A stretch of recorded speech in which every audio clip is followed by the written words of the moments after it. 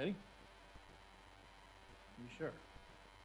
All right, at 6:30, we'll call this meeting to order. Mr. Tucker, would you like to lead us in the invocation? Can we bow our heads? Dear Lord, guide us as we come together tonight. Have us make wise decisions and give us guidance as we prepare. Bless those amongst us who protect all of us. We pray this in Christ's name. Amen. Amen.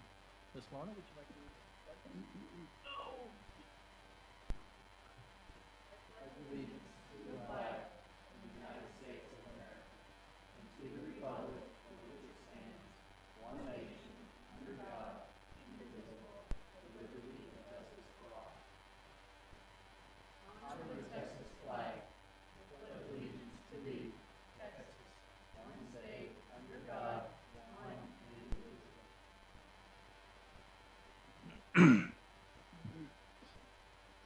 All right. As in every meeting, rules of decorum under effect. Basically, please treat each other with respect and don't be rude to each other. All right. Next up, citizens' comments. Adrian, I think you're the first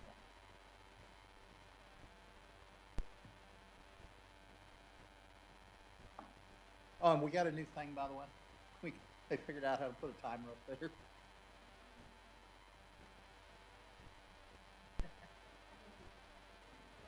Yeah.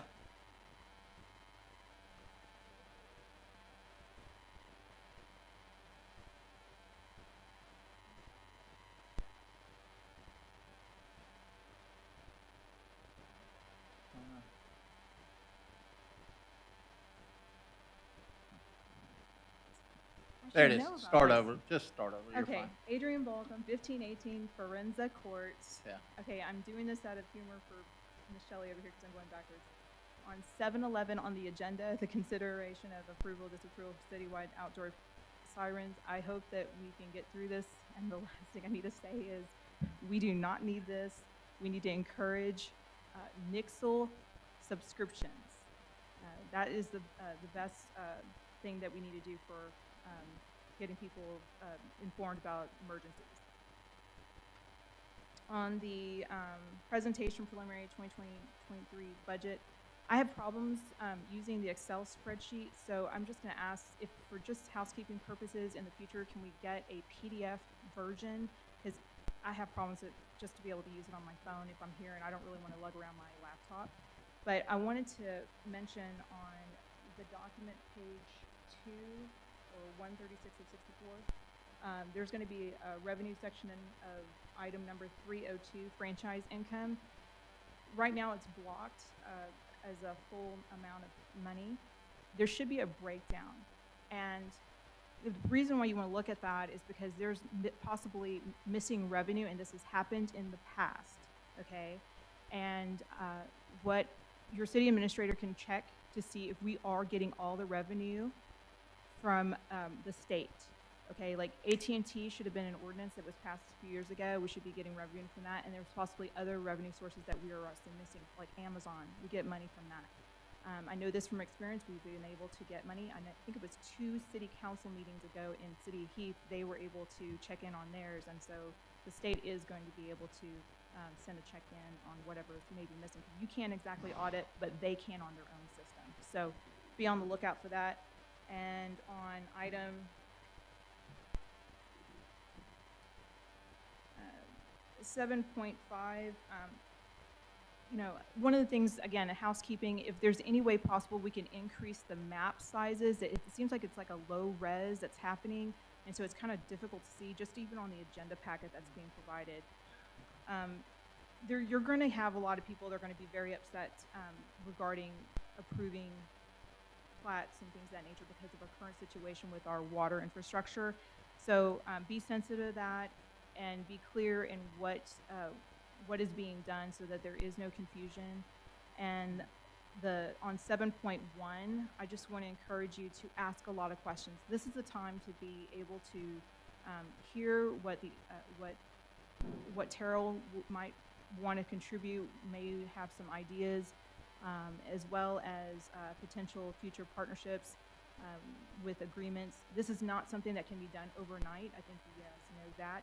But I want to encourage you, this is a time to ask a lot of questions. Considering the situation that we're dealing with RCH and just learning some issues that with infrastructure. So I encourage you to definitely ask a lot of questions. Thank you. Thank you, Adrian. All right, let me see if I'm reading the handwriting. Is it Olsher? Yes, sir. You are up next.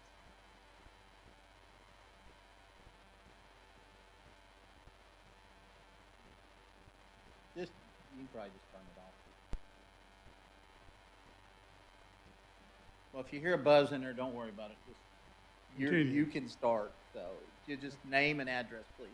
Name is Michael Olsher at 14893 South I-48, 75032. My property is adjacent to the property that you're going to talk about on item 7-2, or dot 2. Okay. I wish to thank all you guys for the time and trouble you put in on this project so far. But I've come today to ask you to deny their request. I don't feel that it should be approved at this time. I know the final plan, the final plat plan that the city has had your civil engineer work on is pretty damn good. I was pretty impressed with it. But with that said, there is no, is that me? No, you're good. Keep going. Okay.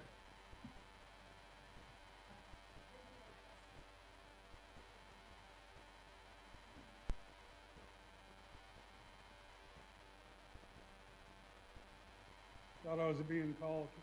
Yeah.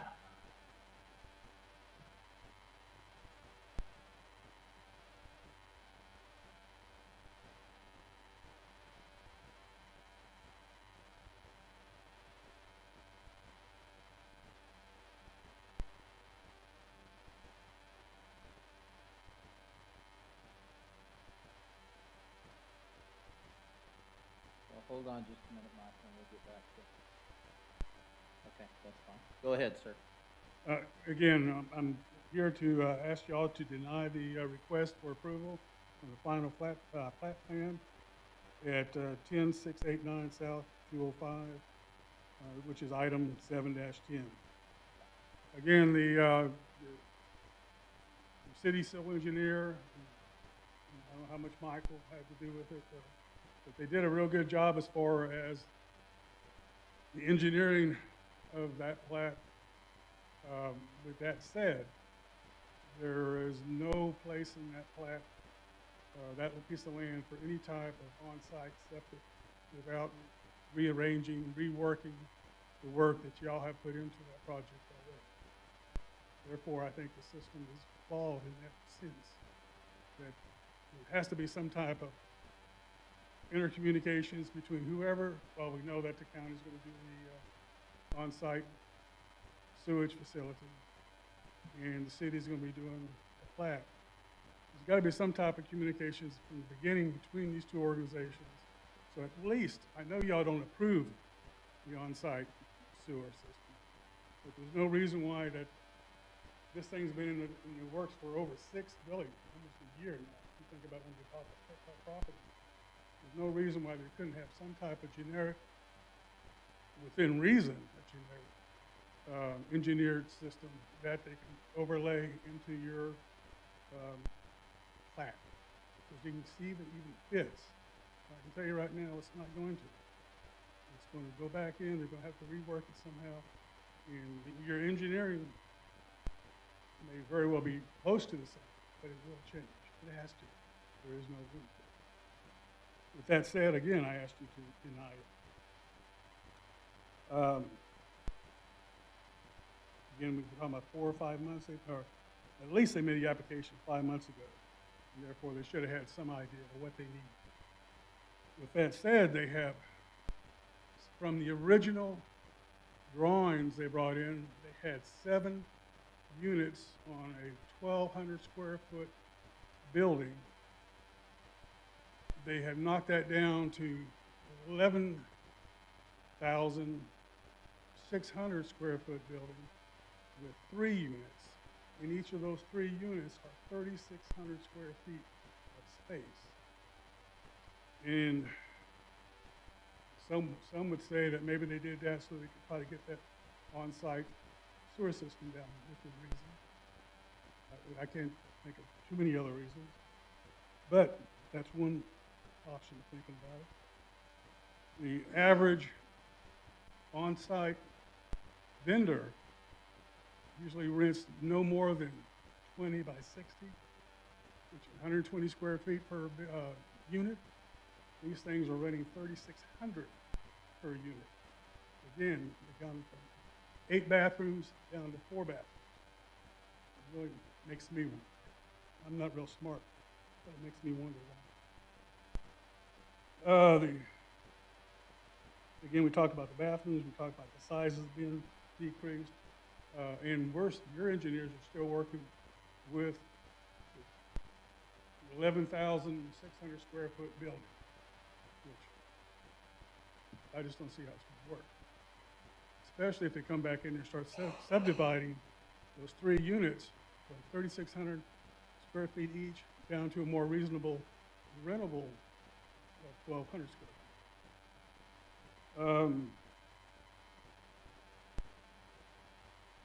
The other items I would like to mention is that when I first met you guys, way back when, we talked about buffering screen. I'm sure y'all have looked at these, your civil engineer's design. They're going to put a retaining wall, which is going to raise the elevation of this property about 4 to 5 feet above mine. This is going to be retained by retaining wall. So if this thing does go through, which again, I asked you to deny it, all these vehicles, all this property, all these people are going to be 4 or 5 feet higher than my property. And they're going to commit suicide by jumping up to my side. I asked y'all again if there should be a screening fence in here somehow to block that up. And we talked about this, I don't know if y'all remember, but we talked about it when I first met you guys. I don't consider that anything except a needed feature for safety, if nothing else, and security, and crime. We also talked about lights and signage back when. So I hope, I didn't see any of these things in the notes of your civil engineer, but I wanted to bring them back up. Because to me, they need to be looked at. The project that your engineers have done, have developed, as much as I hate to say it, it looks like a very good design. Everything looks like it works well. But then again, you've got your design, and you're trying to get this round peg into the square hole.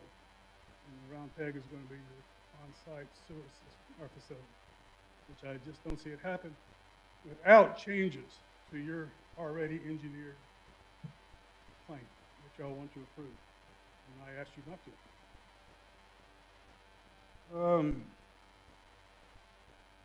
Again, I'm asking y'all to deny the application. I think there's more work that needs to be done on the application, especially on the design side. And maybe think about in the future that these different entities can work together a little closely, more close. So when you come up here, A will fit into B, or the glove will fit into the hand a lot better than what it has to be right now. Because it just seems it's a lot of time with things going to change. Any questions? We can't ask any questions on I it. can ask. Right? Any But- questions? Thank you, sir. Thank you. All right. Do we have anybody else? All right. It is 6:44. Citizens' comments are closed for the evening. We'll move on to the consent agenda, 5.1, 5.2, 5.3, 5.4, 5.5, 5.6, 5.7, 5.8, and 5.9. Is there any item in the consent agenda anybody needs to pull off? If not, I'll approve, or I will look for a motion to approve consent agenda items 5.1 through 5.9. I'll make a motion to approve the consent agenda 5.1 through 5.9 dated August 23. I've got a motion. Do I have a second? I'll second. All right. Is there any discussion? If not, all in favor? Aye. Aye. Show Aye. that unanimous. All right, we will now move on to item 6.1. Consider a public hearing to hear public comments regarding a change in zoning district designation from agriculture to general business on property located southeast of the intersection of 550 and FM 550 and State Highway 205 and McLendon-Chisholm. We have to open each of these separate, or can we open them together? We can open them together? All right, and also, item 6.2, conduct a public hearing to hear public, huh? Do we have to have them separately, don't we? Oh, okay. All right, then we'll do the first one, which I just read. The time is 6:46. Public hearing is open. We have anybody that wants to comment?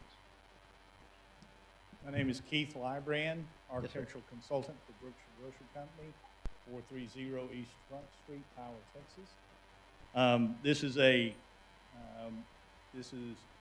Brookshire's Grocery Company is asking to enlarge the GB zoning that is currently on the property and on some potential property that we're looking at buying that would take the GB zoning all the way back to Cattle Barron Drive.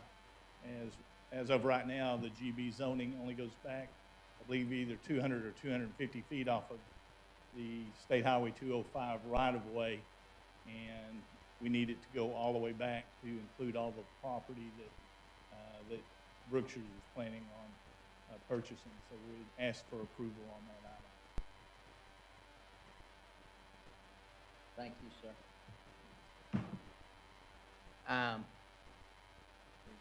You'll just state your name and address? Yes, sir. My name is Mike Easter, 403 Wagon Court. Okay. Thank you for the opportunity to speak. I really don't have much to say, but we would like to have a Brookshire's in our neighborhood, but there's been a number of accidents already at that intersection. There's a lot of development going on over there. And it would seem to me that it's really important to make sure you have all your traffic set up right and make sure that there's adequate safety for everybody so that we don't create another problem in this area with uncontrolled growth without thinking things out and making sure that we get buy-in from all the local folks. I think there's a number of people that are concerned, but they may not have had time to properly consider it and get down here. But we think it's a good thing, provided all the safety measures are undertaken. Thank you. Thank you, sir. Anyone else? Now I feel like auction. Going once? Going twice? All right, it is 6:48. Public hearing is closed on 6.1. On 6.2, that has actually been pulled from the agenda, so we won't be having two public hearings tonight.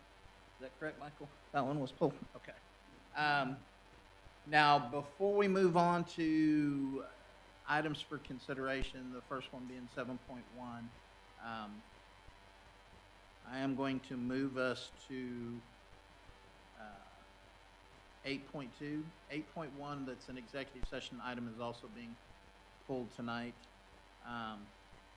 But 8.2, adjourn into executive session in accordance with Texas Government Code 551.072, real property matters, to deliberate the purchase, exchange, lease, or value of real property acquisition. The time is 6:49. We will adjourn into chambers for executive session. Council, if you will follow me in there. Let me pull that on. Pull that on. And nobody take my Jerry Garcia tie, because I like this thing. I'm going to leave it out here. Yeah.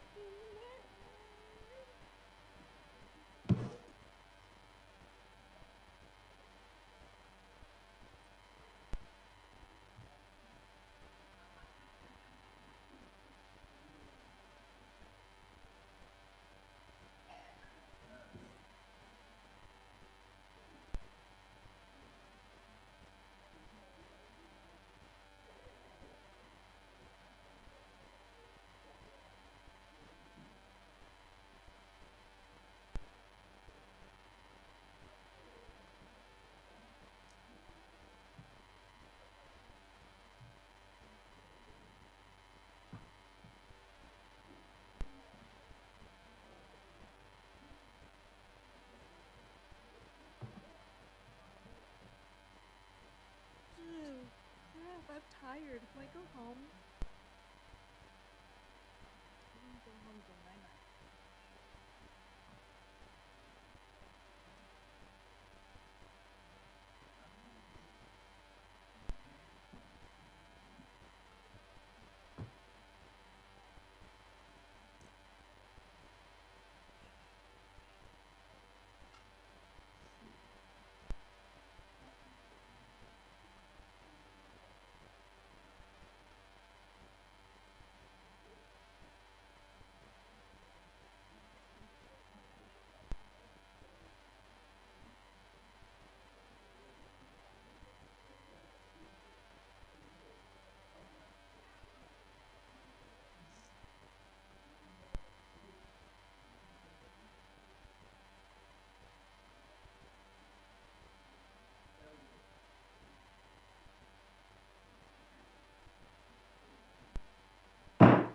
Time is 7:43, we're back from executive session. We'll move back down to 7.1.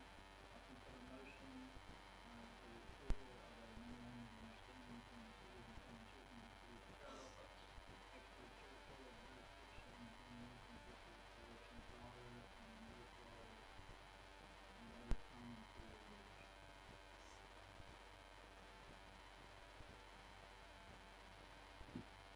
Mr. Mayor, I'd like to make a motion to approve the memo of understanding between the city of McLendon-Chisholm and the city of Terrell. All right, I've got a motion. Do I have a second? I'll second. All right. Any discussion? If not, all in favor? Aye. Aye. Aye. Aye. Show that unanimous. Move on to 7.2. Discuss and consider a resolution approving a water certificate of convenience and necessity, or CCN, under certain conditions of CCN service area. Service area will include portions of the city's corporate limit and portions of the city's extraterritorial jurisdiction of ETJ. I'll entertain a motion. Make a motion to consider approving a water certificate of convenience and necessity under certain conditions which CCN service area will include portions of the city's corporate limits and portions of the city's ETJ. Okay, I've got a motion. Do I have a second? I'll second. I've got a motion and a second. Any discussion? If not, all in favor? Aye. Aye. Aye. Aye.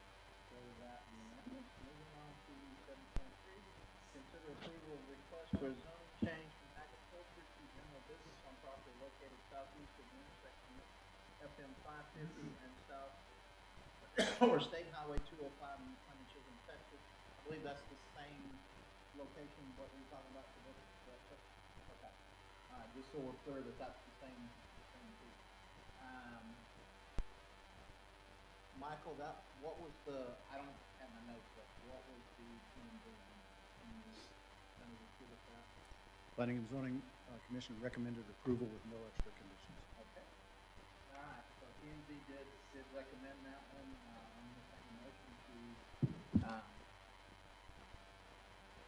approve the request for the zoning change from agriculture to general business on the site. Mr. Mayor, I make a motion to approve the request for a zoning change from agriculture to general business on property located southeast of the intersection of FM 550 and South 205 in McLendon-Chisholm, Texas. Okay, I've got a motion. Do I have a second? Second. All right, any discussion? One question for Mr. Coker. Did we get any citizen comments written into us about that, plus or in favor or opposed? I don't recall that we had, there was one person who spoke in favor of Brookshire's, but wanted us to make sure, it was at the public hearing today, wanted us to make sure that we knew traffic. Brookshire's has already submitted a traffic impact assessment, and I think we're in pretty good shape. At the Planning and Zoning Commission, Councilmember Kivett, I don't recall anybody speaking about this directly. There may have been a couple of notices. We sent notices to 14 property owners in the And we heard area. back from none of them? Not to my recollection. Any other questions? If not, all in favor? Aye. Aye. Aye. Aye. So that unanimous. Moving on to 7.4 was pulled, correct, Michael? Yep. 7.4 is off to the general.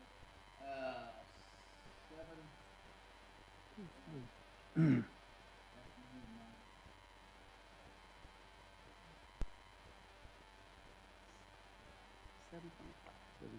I know, but I go for it.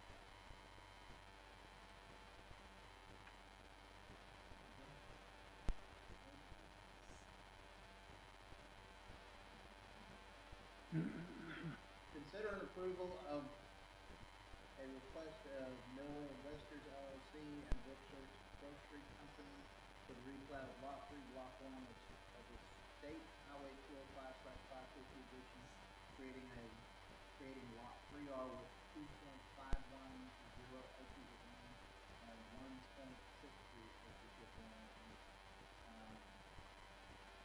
RCAD 7354 of new Lot 4, Block 4, Block 1, containing 7.695 acres. Michael, on that one? Mr. Mayor, the Planning and Zoning Commission recommended approval of this, and let me discuss this for you for a second. This is a hybrid plat. So we have a replat of Lot 3, which was one of the lots you just rezoned to general business. Lot 2 and Lot 1 of that same subdivision were already zoned general business. Then the tract that Brookshire's owns is not platted. It's just a tract of land of 6.063 acres. And they've acquired 1.63 acres from the original Lot 3, which will be consolidated as a function of this action, should you approve it, into a new 7.5-acre lot for the new Brookshire's grocery store. And that leaves then a new Lot 3R, which is the remainder, 2.5 acres, at the hard corner of Cattle Barons and 550. One other note, during the discussions that I've had with the applicant in this case, Brookshire's has agreed not to have any access to Cattle Barons. And I want that on the record, because that's what they agreed to. And they redesigned their site plan to show that there is no access to Cattle Barons. They do have an easement across Lot 2 to 550, and then the access off of 205, which they will still have to get a text dot confirmation on both of 550 and 205. Any other questions? So, Cattle Barons, nobody from that neighborhood will be able to get directly into Brookshire's. They'll have to go to 550, take a ride, and go. That's Got it? correct. And so, Chisholm Crossing will still own Cattle Baron as their street. That's their street. No, and this will have no adverse effect on that. Okay. Actually, we'll end up with a, I think, screening wall. The landscape plan shows a screening wall there adjacent to Cattle Barons, which will actually insulate the neighborhood even further from the commerce corner. Could I ask a question about that screening wall? Right now, it's just concrete, right? A concrete wall? I think so. Is there a way for the Brookshires to put foliage such as cedar trees or anything, so that when the people that live on Cattle Barren don't just see a retaining wall, there's some actual tree vegetation there? Yes, one of the things that, had you considered 7.4 today, had a landscape plan. But we can work with the applicant, because they're here, and get some resolution to that. Because our code actually provides for a series of different kinds of screening, landscaping, masonry, and combinations of that. And I think that based on the work I've done with Brookshire so far on this case, they are willing to work with us to come up with a solution that satisfies the community. That would be great, because I think that would be more aesthetic for the folks that live on Cattle Barren. We'll do that. Do you have a, and this may be a little premature, but do you have a thought as to how far from the sidewalk to the retaining wall will be? Because I actually live in that neighborhood. Is it 20 feet, 30 feet from sidewalk edge to retaining wall? And then probably an intermediary provision. Yes.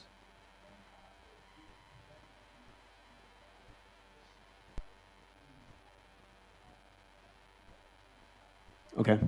That gives me And the code actually requires a 20-foot separation from the right-of-way to the screening wall.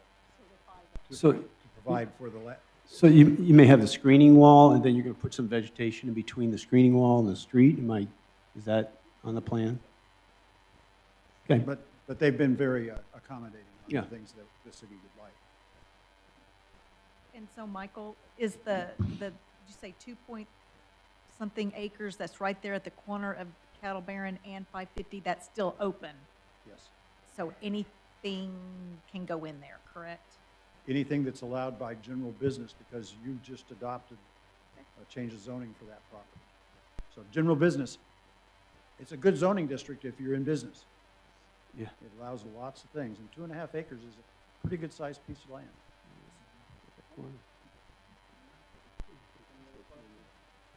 If not,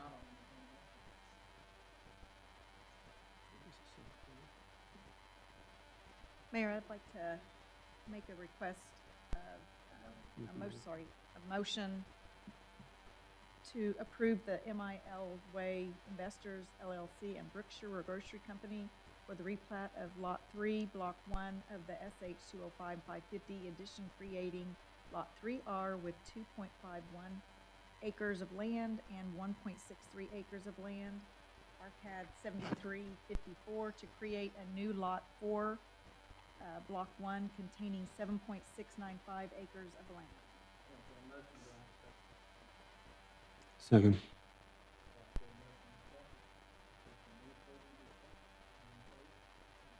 Aye. moving on to 7.6, reconsideration of previously approved preliminary plat and consideration of final plat for Sonoma Verde Phase 3. Michael, do you want to answer any questions on that? And guys, thank you, before y'all leave, thank you very much for being here. Yeah, thank you very much. Yes, sir. Yeah. Yeah. Thank you. What you have in front of you is a reconsideration of a preliminary plat that was approved over a year ago. Now, our code requires that a preliminary plat is only good for 6 months, but you, if they ask you for an extension in writing, you can extend it for another 6 months. Well, that's a year. It's been a year and 3 months. And so, in order for you to consider a final plat, I need for you to reconsider approval of the preliminary plat and then approval of the final plat. I've reviewed the application. What they're asking for on the final plat is consistent with the preliminary plat that was previously approved last year. All right. I will entertain a motion on that one. Let's see if I can do this. Mr. Mayor, I'd like to approve the previously approved preliminary plat in consideration of the final plat for Sonoma Verde Phase 3. I have got a motion, do I have a second? I'll second. Any discussion? If not, all in favor, aye? Aye. So that's unanimous. Moving on to 7.7, reconsideration of previously approved preliminary plat and consideration of final plat of Sonoma Verde Phase 5. Michael? Mayor, members of the council, this is the same situation. Both Phase 3 and Phase 5 were approved by the council about a year and a half ago. Same problem with the preliminary plat expired, and I caught it when we were coming through with the final plat. So what I need for you to consider is reapproval of the preliminary plat for Phase 5 and approval of the final plat for Phase 5. I closely reviewed preliminary plat that was approved and the final plat that is in front of you, and they're both consistent. I also had Dub DeFreight, who is our city engineer, take a look at that, and he concurred with that recommendation. So, and the civil engineering has been approved already for both Phase 3 and Phase 5. Can I ask a question, Mr. Mayor? In general, how long does it usually take from once a plat like this is approved till construction starts? If they haven't really started the civil engineering and it's a large chunk like these two tracks, one of them has 79 houses, the other one has 169 houses. The engineering for that can take a year. And so at some point in time, you're probably going to see in the recommendations from the staff on the redo of the subdivision regulations an increase in the preliminary plat timeframe from 6 months to a year as a starting point, because sometimes that civil engineering on complex areas, and Sonoma Verde's got some bad dirt.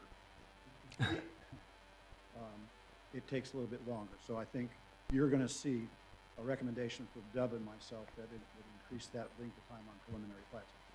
Final plats, you have now a year for them to get everything done. Sometimes they have to ask for an extension on that just to make sure that all the infrastructure gets done and meets the city's requirements. Thank you.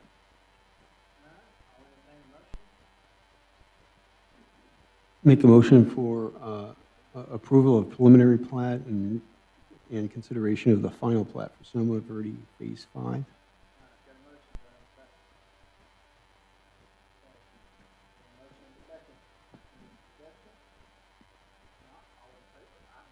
Aye. Aye. Aye. Moving on to 7.8, consider the request of Alicia and Carlos Rojas for approval of a final plat on a 2.97 acre tract of land to create a building site for a new residence on the replat of lot 27 Quail Creek Phase 2 to allow for utilities, fire lane access, and drainage easement. Michael? This is an interesting case because the property does not have access on a public way. And when we advised the applicants that they had to go to the Board of Adjustment, they did. Concurrently with going to the Board of Adjustment to ask for a variance to the requirement of the 300 foot of street frontage. They worked with the homeowners association from Quail Creek and actually became members of Quail Creek Homeowners Association. I've gotten a recommendation of approval from the homeowners association in this case. The Board of Adjustment agreed to the zero frontage on a public way, but did require a 50-foot access easement, which is on the plat. The property where the easement is Miss Rojas's dad's property, Brent Packer. And that 50-foot easement provides for fire lane, drainage, access both ways, and utilities. And that's how we're not extending the street. It's just going to be basically a fire lane. So you'll end up with 24 feet of concrete that leads back to the house. The property where the subdivision is, this is the phase 3 of Quail Creek because phase 2 included all the rest of the houses that were finished there. This is phase 3.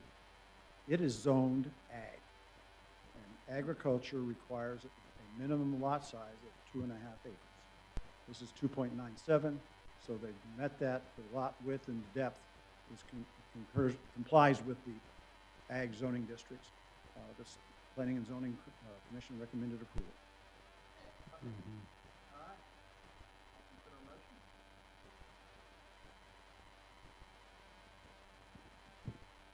Make a motion for approval of final plat on 2.9 acres tract of land to create a building site for a new residence in the replat of lot 27 Quail Creek, Phase 2, to allow for a utility, fire lane access, and drainage easement. All right, got a motion, do I have a second? I'll second. Any further discussion? And Mr. Coker, so there is room for the fire truck to get down there to the residents? Yes, ma'am. The requirement, the fire apparatus access road is required to be 24 feet. 24 feet. And interestingly enough, if the fire lane is longer than 150 feet, then they have to provide an approved turnaround as well. Okay, so it's good. Yes, ma'am. Got a motion, a second. If there's no further discussion, I'll Aye. Aye.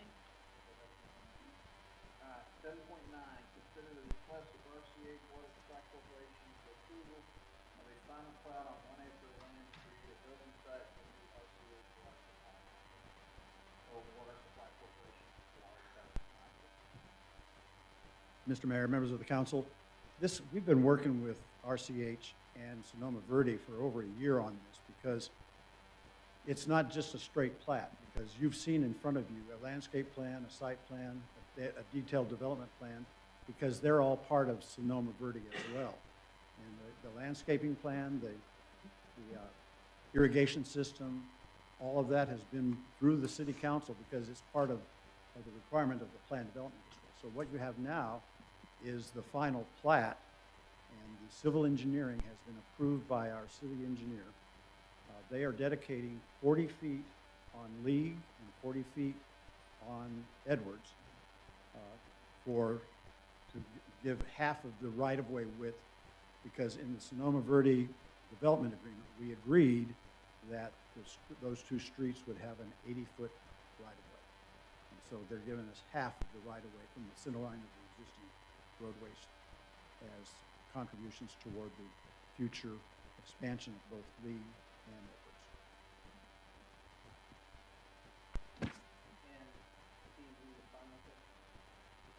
P&Z recommended approval. No extra conditions, by the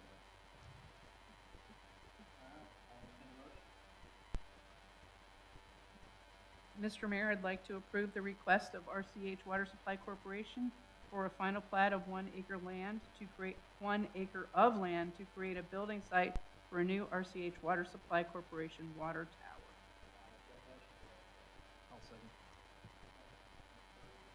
I have a question. On drainage of water from the property itself, is that going to the street, or is there a drainage flow into a sewer conduit, or what does that look like? My recollection is that the bulk of the drainage goes from the site onto the drainage access on League Road. There's a small portion of the drainage that goes back in toward the subdivision and is detained and moved around to the drainage that runs along League Road. So nothing's going into the neighborhood. Okay, so no adverse problems that might lead to flooding in that particular area? That's been resolved, because I think there was an issue about this, am I correct, at one point? There was. But that has all been resolved. There was one time that Hmm. Mr. Hodges and I went down, and it really was terrible. That's being, for this 1 acre of land, that has been addressed at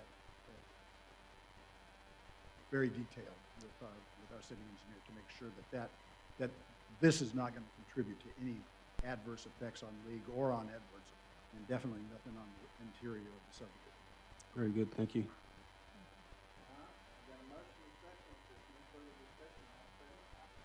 Aye. Aye. Consider request of the mayor for Connie for approval of the final plat for a 2 1/2 acre tract of land located at 10-689 State Highway 205 within the extraterritorial jurisdiction of McLendon-Chisholm, Southwest County, Texas. Right is located south east corner of the intersection of State Highway 205 and FM 546. This has been a challenging project. The civil engineering has been approved by our city engineer. Just for reference, we have an interlocal agreement with the county. And the interlocal agreement requires, says that we are responsible for platting in the ETJ and for approval of the civil engineering and inspections thereof. And our code also says that we're not supposed to consider the final plat until the civil engineering has been approved. In that same interlocal agreement, the county has reserved the approval and inspection of on-site sanitary sewer facility to the county's jurisdiction. So we don't have any review capacity in that regard. So we actually have reviewed this in the context of the plat, but we didn't take into account the sanitary sewer system because that's not in our purview, that's the county. So I want to remind the council that in plats, you have 3 choices. You can approve it, the Planning and Zoning Commission recommended approval. You can recommend it, you can approve it with conditions. If you have conditions, you have to specify what the conditions are and how they are compliant with the subdivision regulations. Or you can disapprove it. And if you disapprove it, you have to say what in the subdivision regulations they don't comply with. And I'm telling you, as I stand here today, that they're in compliance with our subdivision regulations. So, Planning and Zoning Commission recommended approval. so with there was a gentleman, because I made a bunch of notes, that was concerned about the septic and the bathroom numbers and the square footage and how many bathrooms. He will need to go to the county for those issues because we cannot have anything to do. We don't have any authority to deal with on-site sanitary sewer facilities in the ETJ. Do Only we, the county does. do we talk to the county Yeah. when we know that this is potentially an issue? Do we talk to them to try to get it figured out before we go to this extent, so we don't have to redo everything? Well, I've been working with Ron Merritt, who's the county's environmental director, and who's also the one that we deal with plating. And he was informed about this months ago. I think I would like, if it's okay, I think Conrad may have met with them today, and he may have a little bit more information about that. But let me say, we coordinate with the county. The minute I get a plat, I let them know that I've received a plat. And as a matter of fact, when I got this plat a year ago, Ron called me and he said, make sure that you get whatever right-of-way you need for 548 and 205 because they're right there on the corner. And I worked with TxDOT to make sure that they already had everything they needed. So we've been in communications, but we did not talk specifically about on-site sanitary sewer facilities because that was the county's responsibility.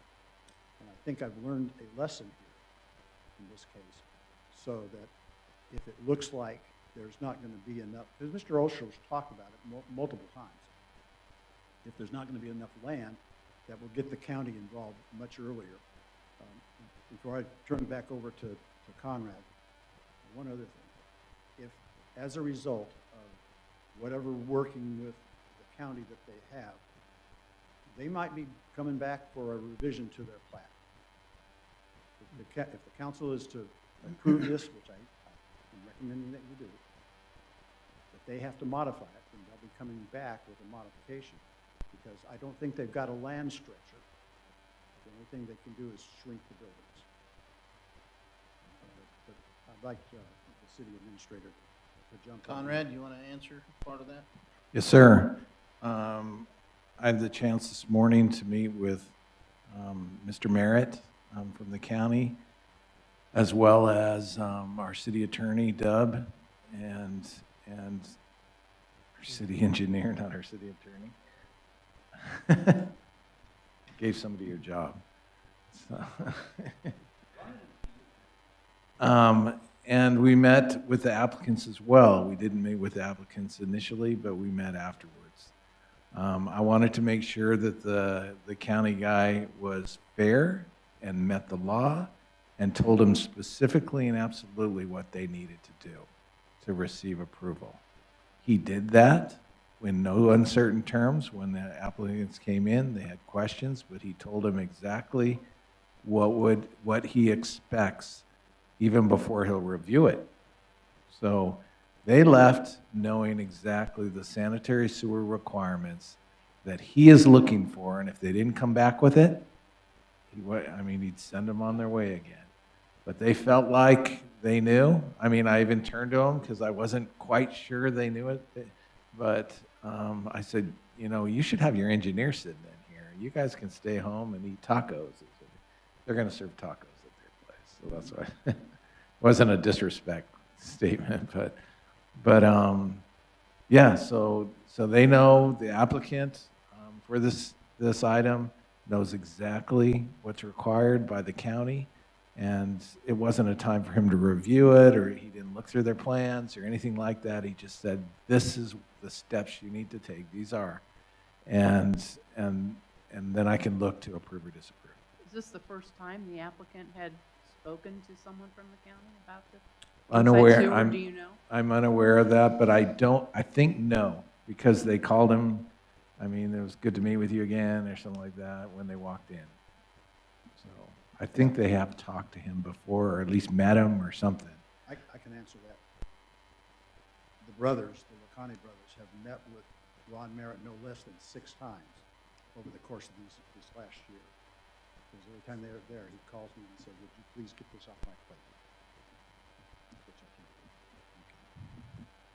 So, So what is here tonight is our approval on the portion that we're. that's correct.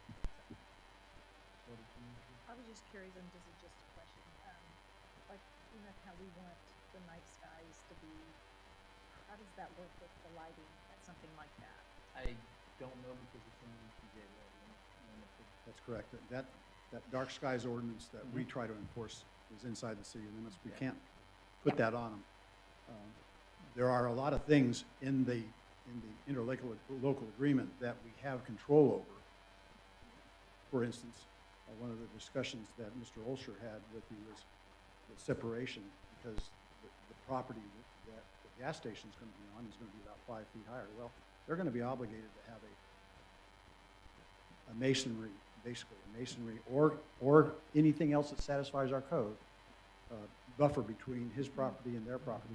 And our city engineer has helped them design the drainage system, not on-site sanitary sewer, but the drainage system, so not a drop of water goes onto the there's a property to the Olsher property is to the east, and then there's another residential property to the south of this property. No water goes onto either one of those properties as a result of this development. I was just curious, because you know how at a gas station, all the lights are so dadgum high, so I'm just curious. I don't have any You control. gotta also understand what, and I hate that term, because I had to do training on crime prevention through environmental design, which is SEPTED, which is where dark skies comes from. Sometimes people equate that with the way the lighting is. Dark skies is basically, you're still gonna have lighting, it's the manner in which the lighting is arranged.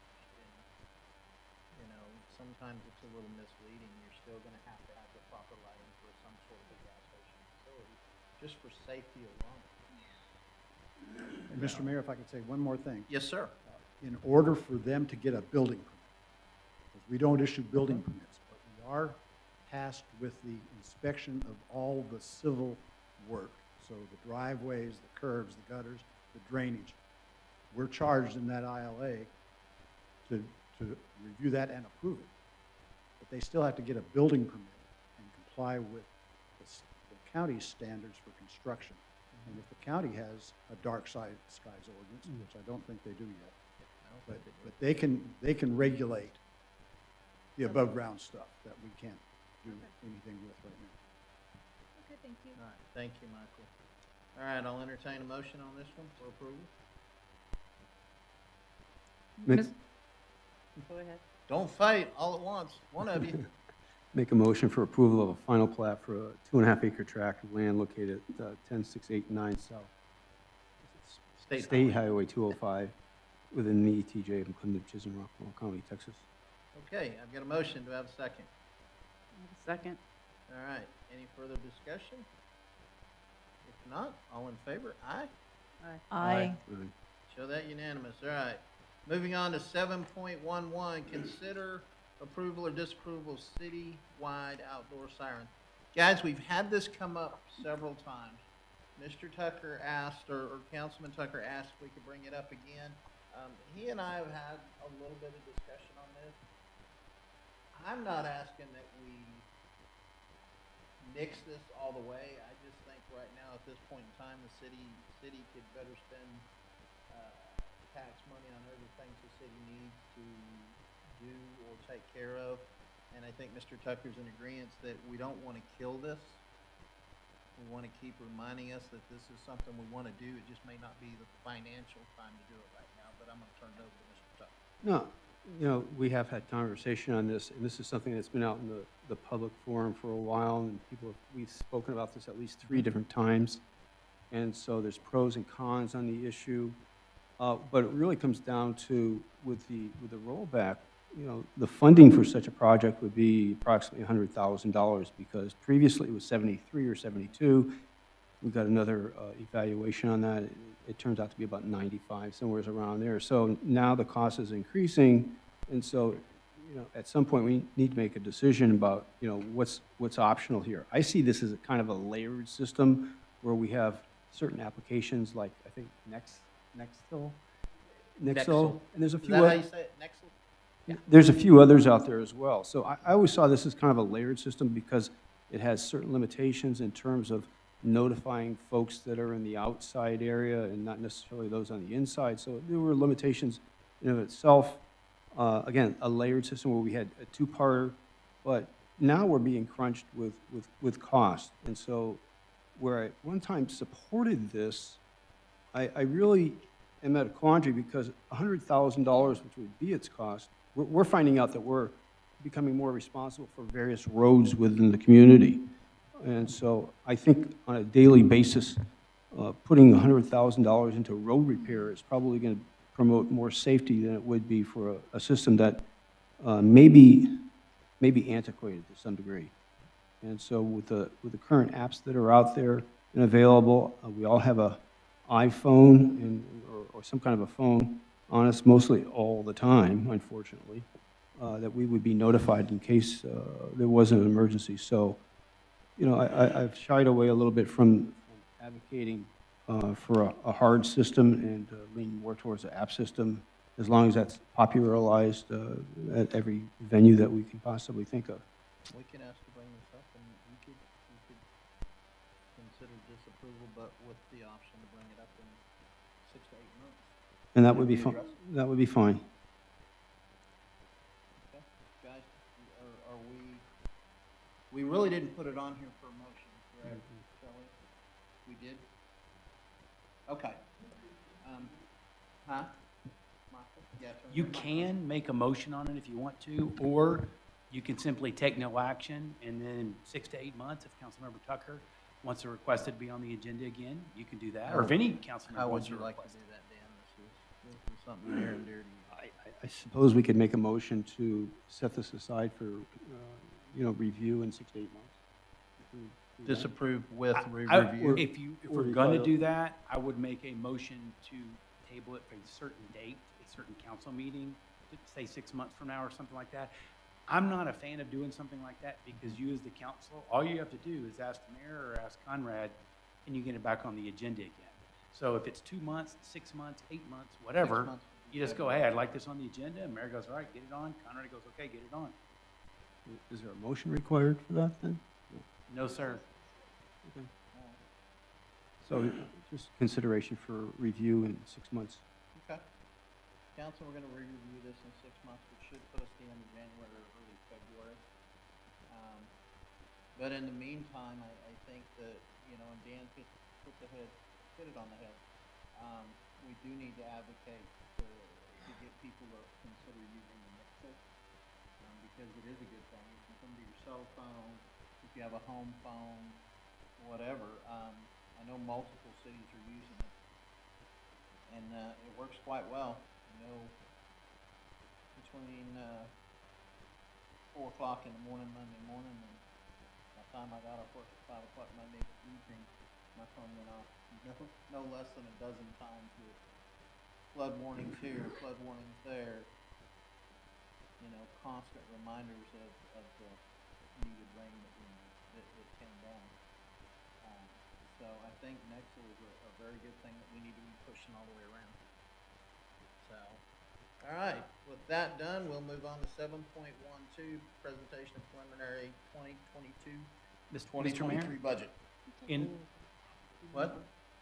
All right, somebody wants a 2-minute break or a 5-minute break, and we will come back. It is 8:21, 5-minute recess. Is that what you were wanting to?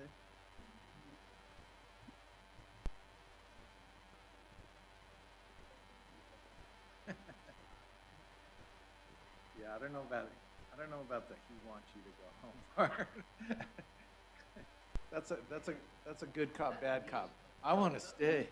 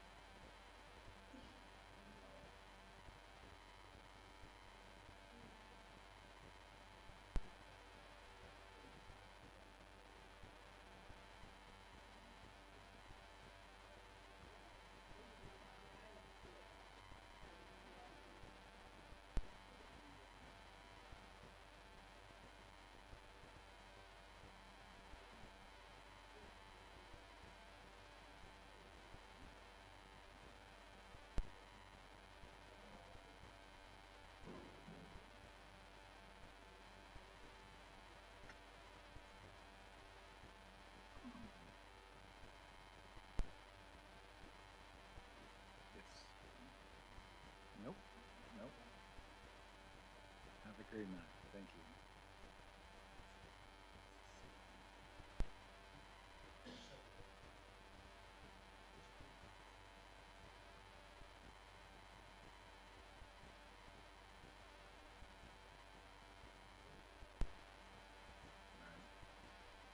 Yeah.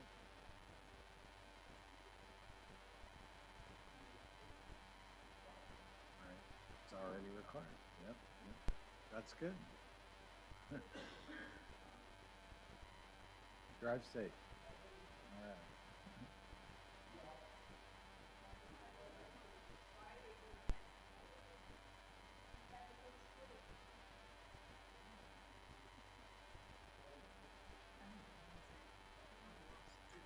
That was weird. I was looking at him and I looked him up.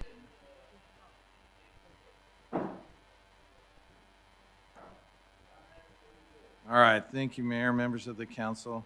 It's a privilege to be here and talk about the budget. In your packet, you had a cover sheet that had some writing and stuff. If you would just rip that out of and throw it away. I put another sheet that's front and back right at all your places of just notes that I'm going to talk about tonight. And I'll try to be quick about it. The budget is a huge thing for you. It basically and totally says, staff, this is what we're going to do in the next year, and this is how we're going to pay for it. So it's an important thing, and with that, I'll quickly go over a lot of the line items or I won't even go over the line items that are just stuff that you've already approved that aren't really changing. There is a significant amount of items that are general items that have been overspent already this year, that they were overspent in the end of Q3. So with that said, they were raised to based on what it was and how much was coming in per month, a historical perspective, it was raised that amount. So nothing other than the same amount of things happening, other than the things I'll talk to you about. And so firstly, let me tell you, if that's a word, firstly, there are some timelines that we talked about last time that actually Councilmember Kippett said, "Are you sure?" And I said, yes, I'm sure. And then our city secretary and I sat down because of the advice of Councilmember Kippett, and we erred on one of the things on the timelines, state-required timelines for the budget. So we had to change the schedule around. So you got a schedule last time, and these are the changes that A through F that we proposed for the new timeline, and these meet all state guidelines. And so the public hearing that was scheduled for tonight will be next time. We have 2 more times to pass this budget. And it also gives, I think, a good thing. It gives the council a time to become immersed a little bit more, ask questions, anything you want. My phone, you can come in, my text, email, however you communicate best, communicate with me if you don't understand something in there. As well as you get your monthly financials, come talk to me and I can give you as deep of an analysis of those as you want, so you can get some information out of it. So I won't read through A through F, but those are the things that are upcoming. The only thing that's not budget related is F, and it's last year's audit review. So our auditor will be here to make a short presentation. I can tell you that there were no findings, and it was a clean audit. So, but they'll come, and they're required to come, and you're required to just accept their audit. And so that's what will happen there. When will we publish the budget so the public can come and review? I know there's a specific date we have to have that done by. Well, the budget is published. Well, it's on our website. Well, it's not our oh, no. Well, the budget is in the city secretary's office. Okay. And our website says if you're interested in anything in the budget, there's access of that there. So that's on the been there website now? That's been there for a while, a week or more. Okay, 2 great. weeks. It's physically in your office, it's not on the website, is that correct? Yes, but we Is have. there we have- any inhibition to putting it out on the website? We will once we get to, I mean, it's there, they can come see what it is, but it's not in a final format. But as with the county, they have theirs on their website, it's available in a revised condition, and so we could, We can put it out there and let people see it and go through it. No problem whatsoever. Let me also tell you that we are updating the chart of accounts to be more readable for you. What that will cause you is some, on a few of the line items, some disruption of the historical analysis because it may be a different account number, but the names, and even some of the names are changing a little bit. But as you get questions, ask that. We've also budgeted, since it's a budget, it's not an actual, to hundreds of dollars instead of 364 or something like that. It's not we're not basing it on real numbers. It's a guesstimate of what we think it should be. So we are making it a budget, so it's more easily readable. The one thing I wanted to show you at the very start on the budget is on the general fund budget, which is the one right in the start. If you look on page 5, start, it's the very end of the general fund budget. And if you look what the proposed budget is on the far right column, and you'll see it says FY23 2022/2023 proposed budget. You look to the bottom number, or the last row in that column, and the row is surplus deficit. Is everybody there?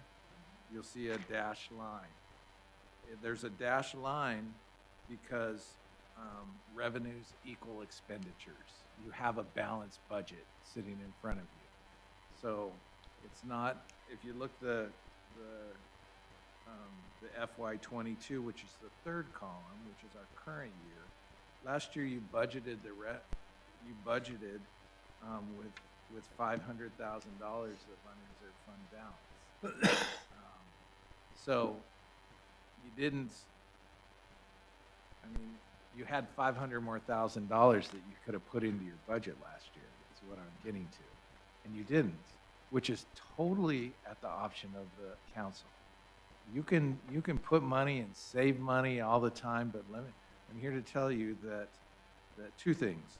One, if you look at the first row or the first column, which says FY 2021-22 projected, that's what's projected for this year, here in the end of September 30th, 2022.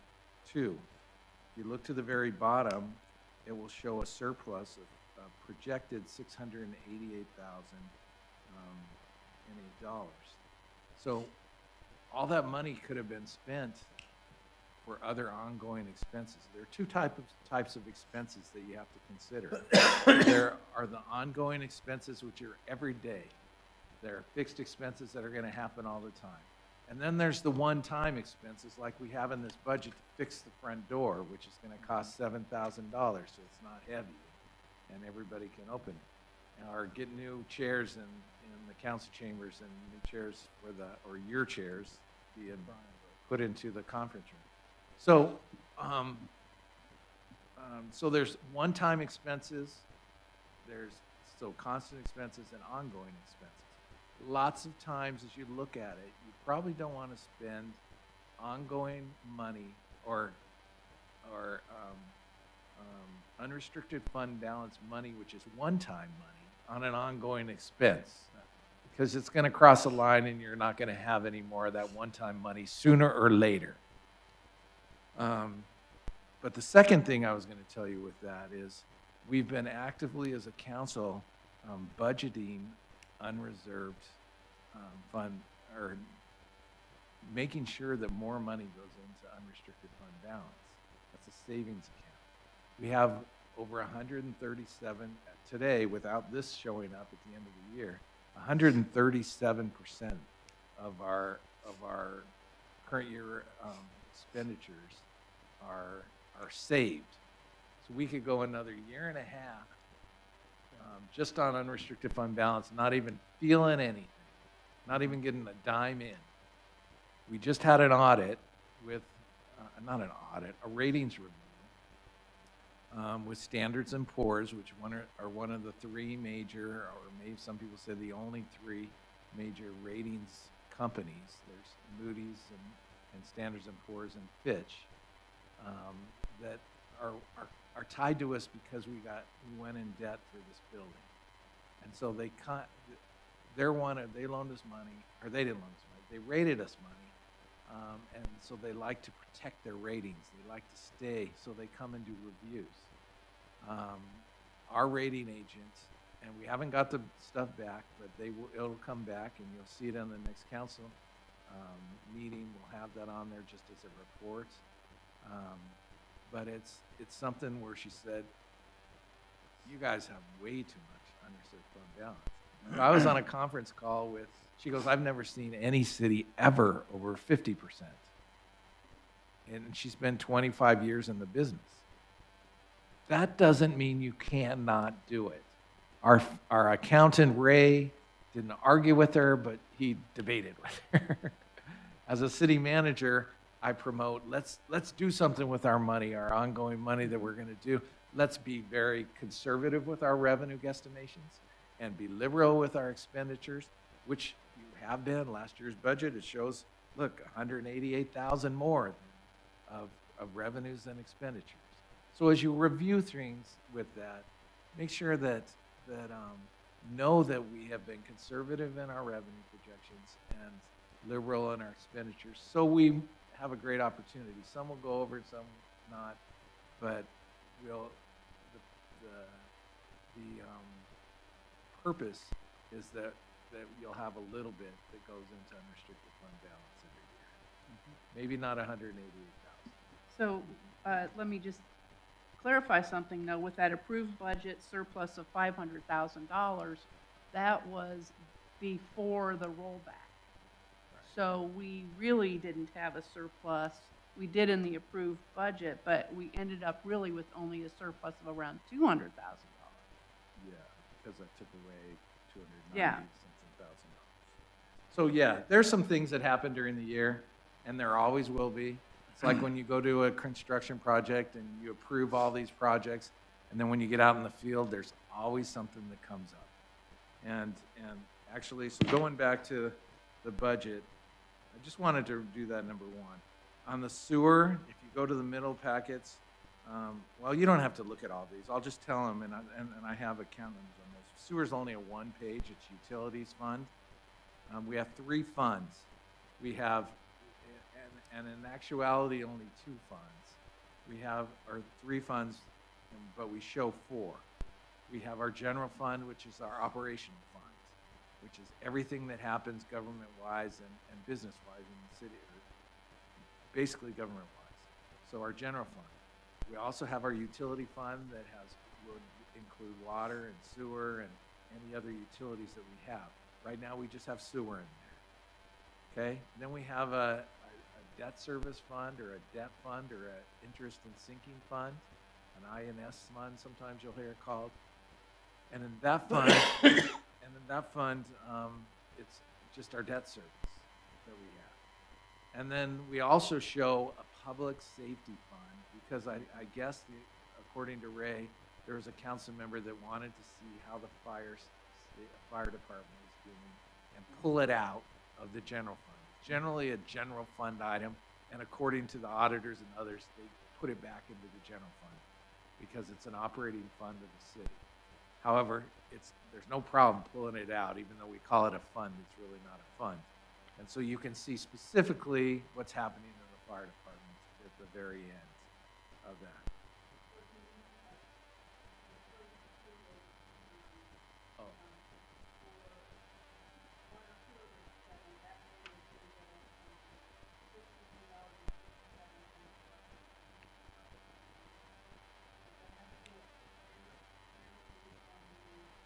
that does, because Rockwell City has notified.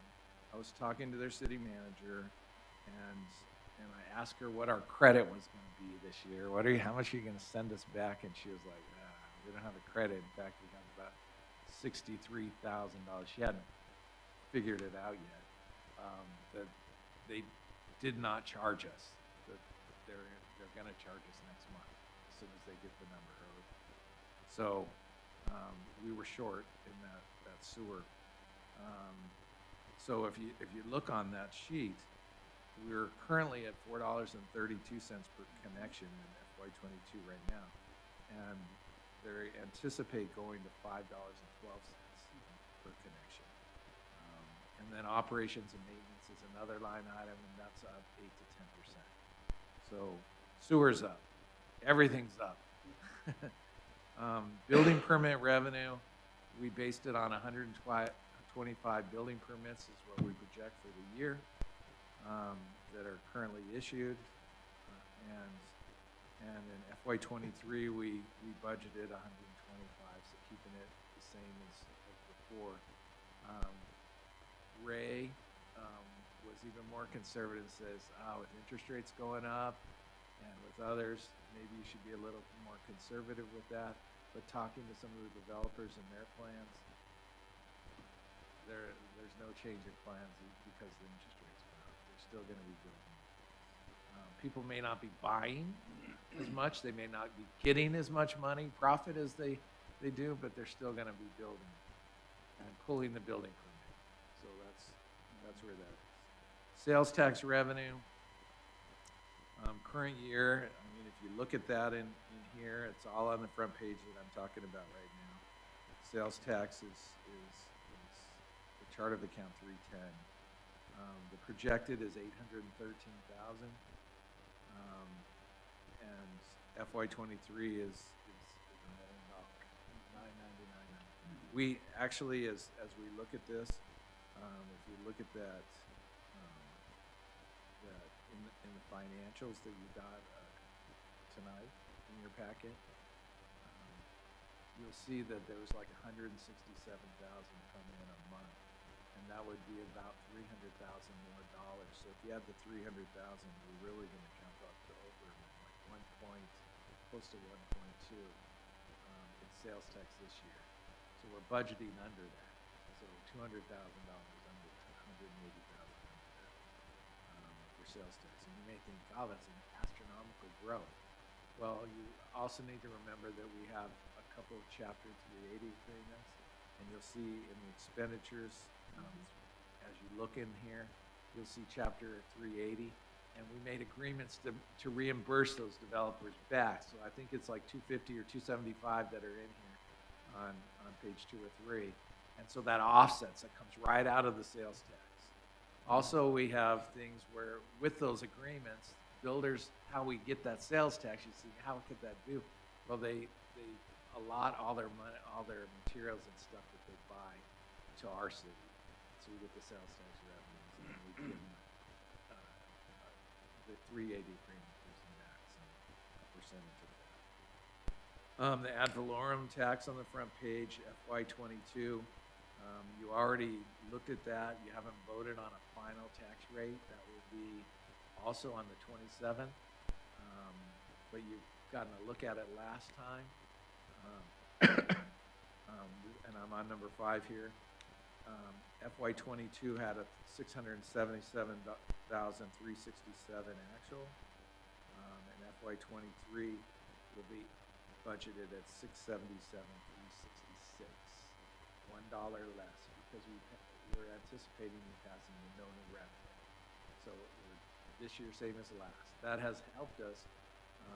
Well, it lost us $11,100. The difference, the 3.5% between that and the voter approved is 3.5%, and it equates to $11,500 in our tax rate, which is 0.10702 is what's anticipated. And you go back to what we tried before the election, it was like 0.18, 185, and the year before that came in at was at 0.15.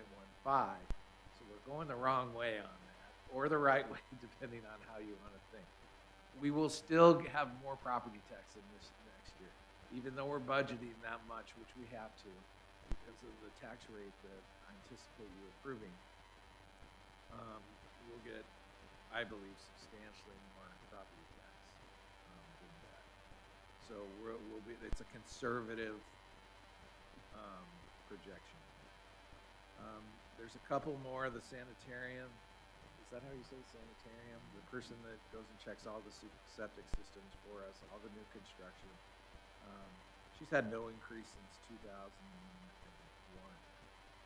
So she asked for an increase. We put an increase in there.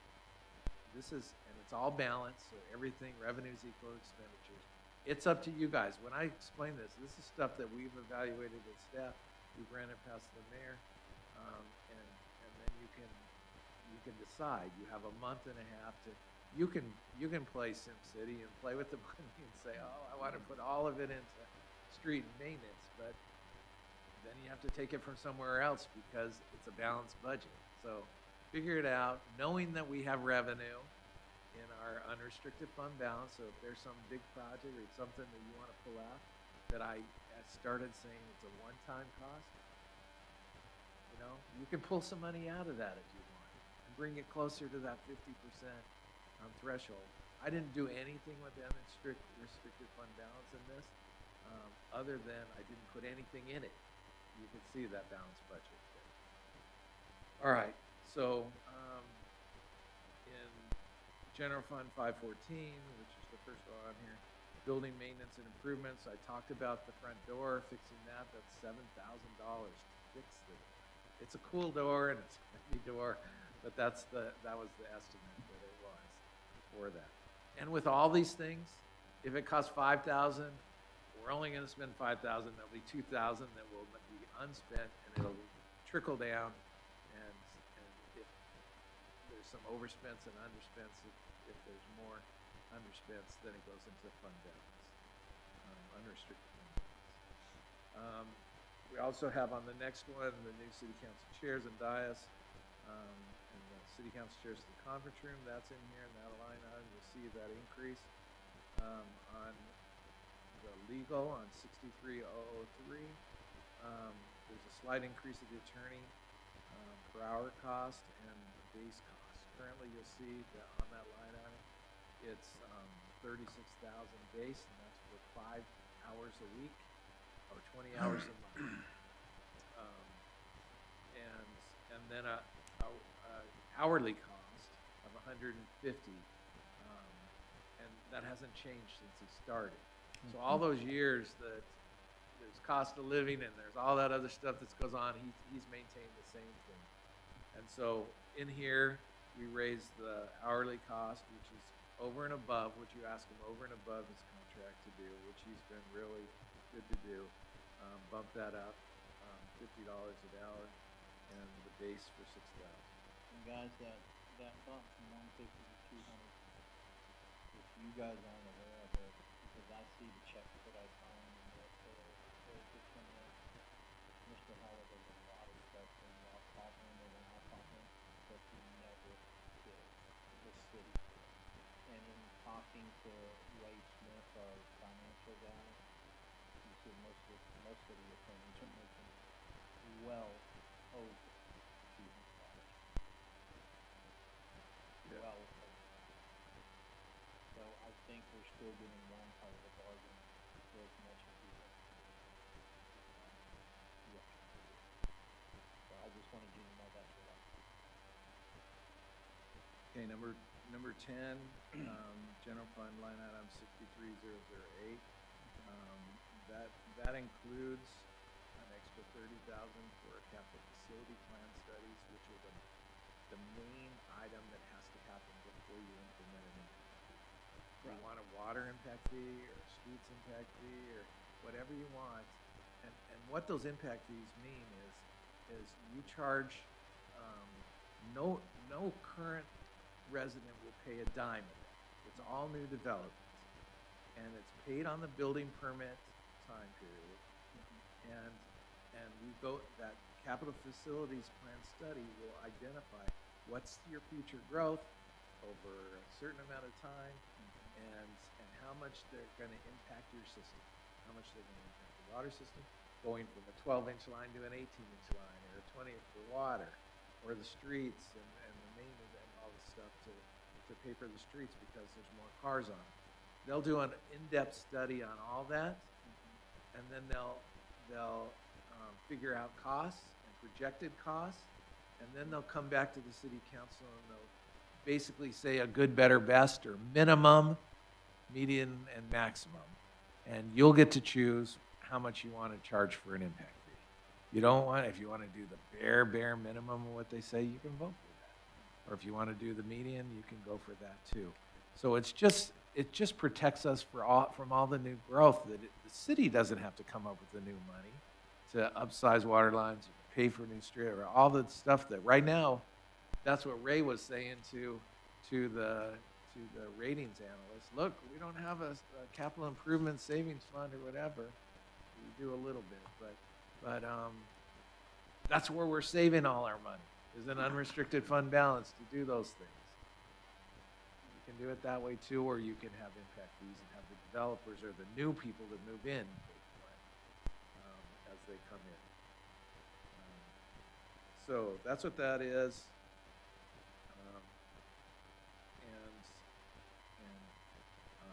Let's see where we are. 11-6309 streets, a street analysis, street signs and street maintenance.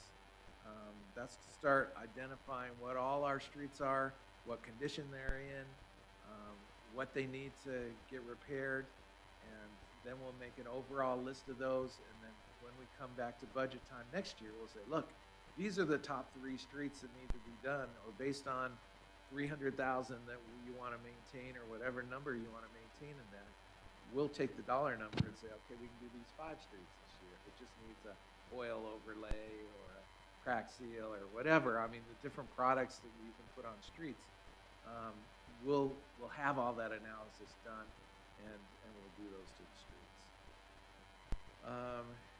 Line item 606 are the employee costs. That includes employee, not fire, the other city employees' salary benefits, including 2 new positions, a planner 1, and a management analyst.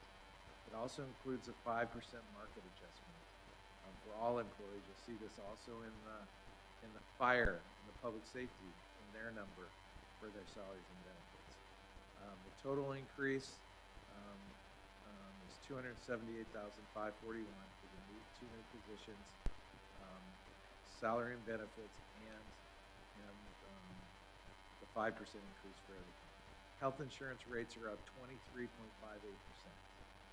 So by saying here, we'll give you 5%, but then we're going to charge you health care 10%, it's still a positive. It's still a positive. Instead of paying 10% more, they just have to pay 5% more for their health insurance. But it's crazy. I tell you, health insurance is going crazy. And we even sent our guy back out, and he first came in at 27%. Said, Conrad, that's the best I can get. And I go, there's no way.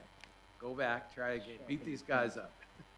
And he did a little bit. He came back at 23%.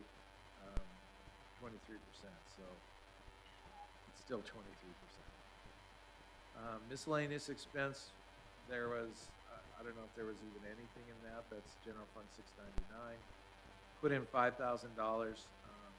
for just, it's basically non-departmental contingencies. As things come up and that we can fix something or do something, but there's not a line item that directly covers that.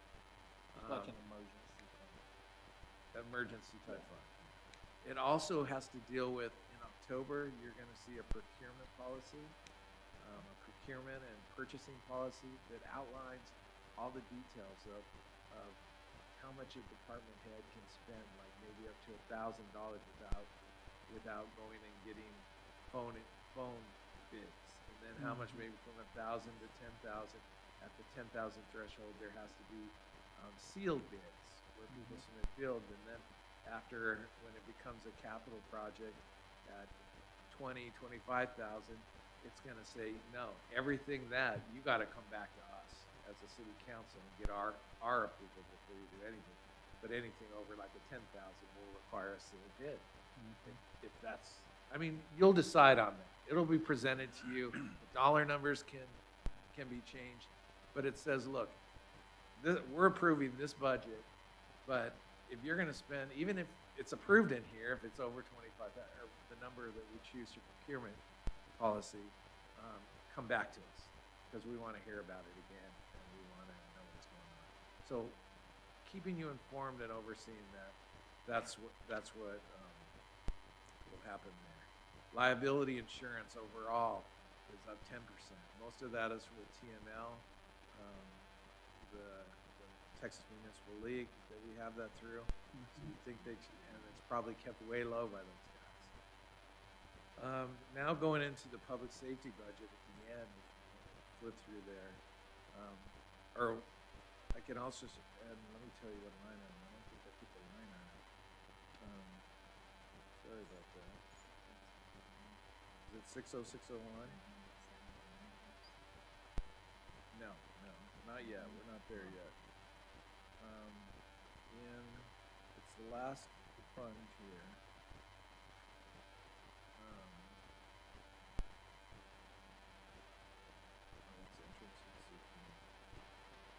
Oh, it's on page 8, last page, and that's probably the account number isn't there. These numbers are called chart of accounts. It's just an accounting term, and generally you try to keep them the same. We're combining some of them. We'll let you know those. But transfer from general fund at the end of revenues, you'll see that current year projected is just under $1 million.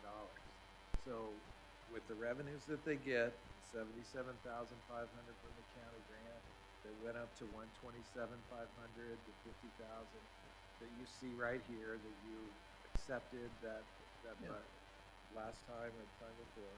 They also get a couple other things, but they have to be subsidized by the general fund, which really they're in the general fund, but you're saying we're putting in, and this coming year we bumped it up to $1,072,973.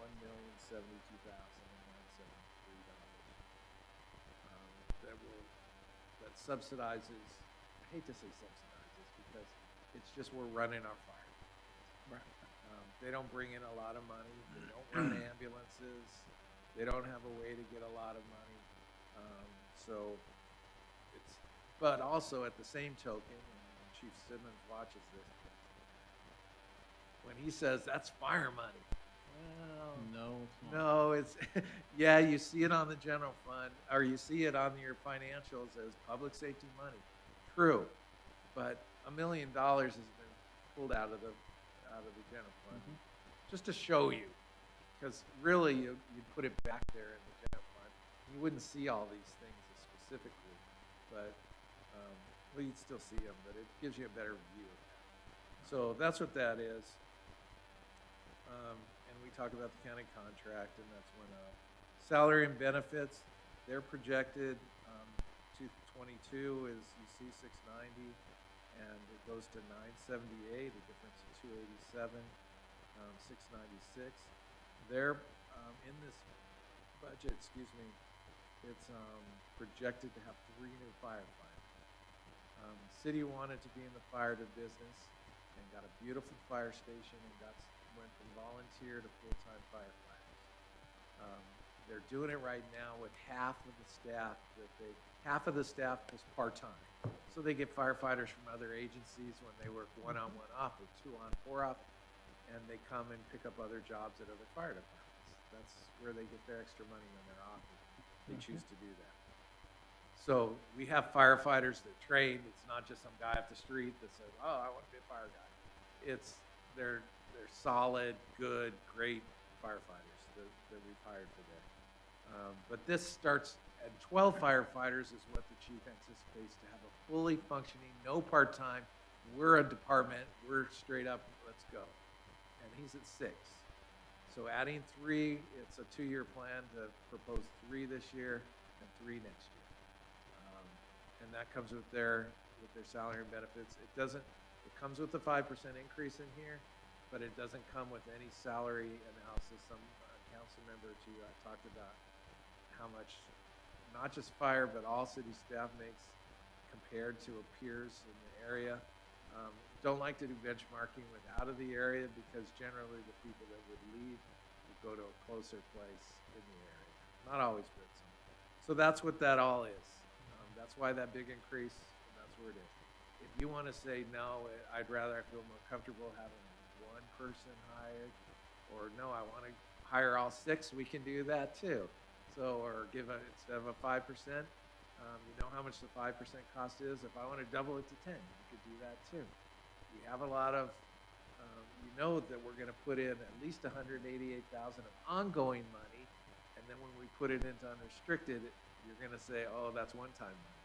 Well, it was ongoing money, and it'll be ongoing money next year. So that's an option. We still have COVID relief funds. The council has identified we have $453,000 of COVID relief funds. That's not what it's called, but that's what it is. And we have another payment coming of another $453,000. So we have $900,000 plus. The council, I didn't see where the motion was, but I know it was, has identified infrastructure related costs. So that's there, so keep that in your mind. It's not in the budget. It's on the balance sheet. So know that it's there, but you don't have it. There's also fire station money, a little over $1 million that's there, that you identified fire station, and I know the chief has great plans for that. But the county, it was a right-of-way. They paid us for the right-of-way, so you can use that $1 million for whatever you want. Except if you've made a decision as a council and a motion and say, no, we've already decided it's going to stay with the fire. Great. I mean, that's your prerogative for all this. You have the purse strings to decide all this with that. I put on 20, I sort of pulled it down a little bit. You talked about that today. That it could, I put code red with 2 Ds. The second was a typo, second D, but code red is what a lot of cities throughout the country use. It's probably similar to the Nixle. It's something where it's predominantly an emergency software, but the only thing different than a 911, well, there's a few things different. It's not a reverse 911. It's something that, and generally with a water utility account, you have everybody's phone numbers and specific information. With us not having that, we don't have that, so it would have to be somebody voluntarily signing up for this, for any of the systems, for Nixle, for Code Red, for whatever you have. But they can, with that, if there's an emergency, if there's flooding going on and there's a place that we've identified, if there's all these big trucks, a hazardous waste, I mean, pick your emergency, pick your issue, weather, man-made, whatever. You can notify our residents. If there's a water line break in Sonoma Verde, you don't have to, you can draw a polygon around where the valves that you have to turn off to fix the water line. You can say, okay, that valve will turn off the water to the break, and it'll only affect these 50 houses.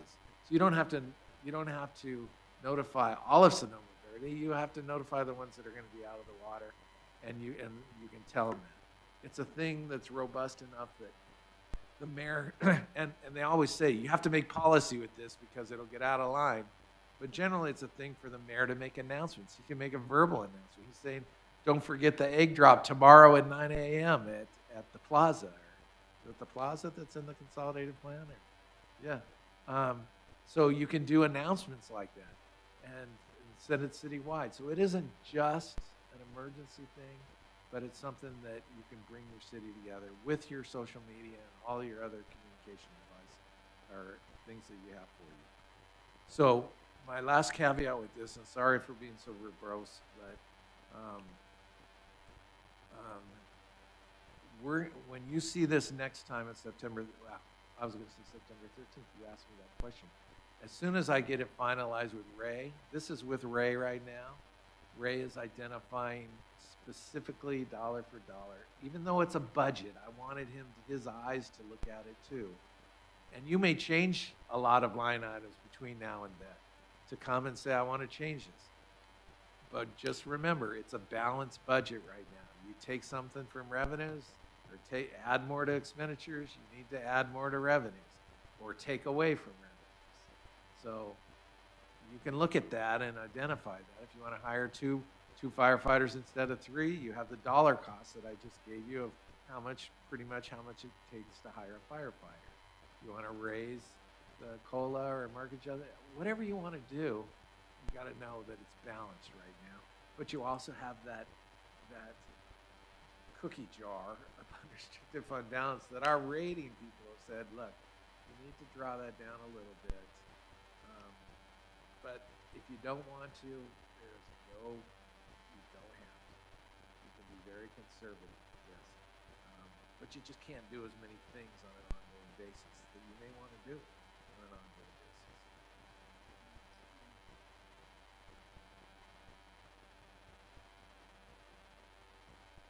Yeah, and that can come out of that balance. There are things here, guys, he's right. We've got too much extra money, but you also need to think, we're at the crossroads now where we may financially be able to start to draw to hire 1 or 2 for lease. We started to call them 4 scholars to ground work, but at least getting 1 on staff and start to build on that as these developments start developing. Because we do have some extra money there that we could possibly do that.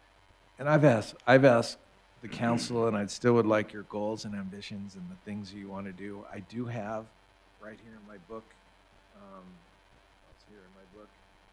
I won't pull it out, but I have right here in my folder, we tried to follow the strategic priorities out of the consolidated plan. Next year, you'll see plan numbers and strategic plan numbers, and you'll see all this of how we're actively trying to meet. And I think MPT Wosner said, look, I said it, read that plan, and I think Councilor Kibben said the same thing. Look at that plan and the consolidated plan. We're already told you what to do, and you got your marching orders. We will actively do that, and we did somewhat, and you'll see it in here, to do that. But as it relates to the fire department or the police department, if that's one of the goals, and I know it is for at least a few of you, when I was lucky enough to be involved in standing up a brand new police department in my last position, we hired a chief exactly how the mayor said. And the chief, in my opinion, is the key. The rest of the department goes as the chief goes. And we had a chief hired for 3-4 months. We were sort of on a quicker timeline because we had to be. But you can hold the chief and him or her start designing stuff, figuring out how to do it, costs, and doing all the intangibles. Lots of times, and then the next 2 hires were his 2 commanders. He hired a sort of an internal administrative commander and out there, and the mayor knows all the titles for all these. And then those 3 did so much more. And so it wasn't like, we have to hire guys and they're out on the street and we have to buy cars and we have to do all this stuff. No, you start that way, and then all of a sudden you get there, and you can say, look, and you can put your self-imposed timeline. We want to do it in 18 months or 9 months. We had about 9 months or 12 months at the city I was in, and we were fully functioning.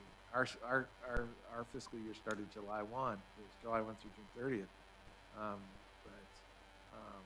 You can do it, and there's great people out there. You can find them, and we can start moving that way if that's the desire of the council. And it doesn't, we have a police department tomorrow.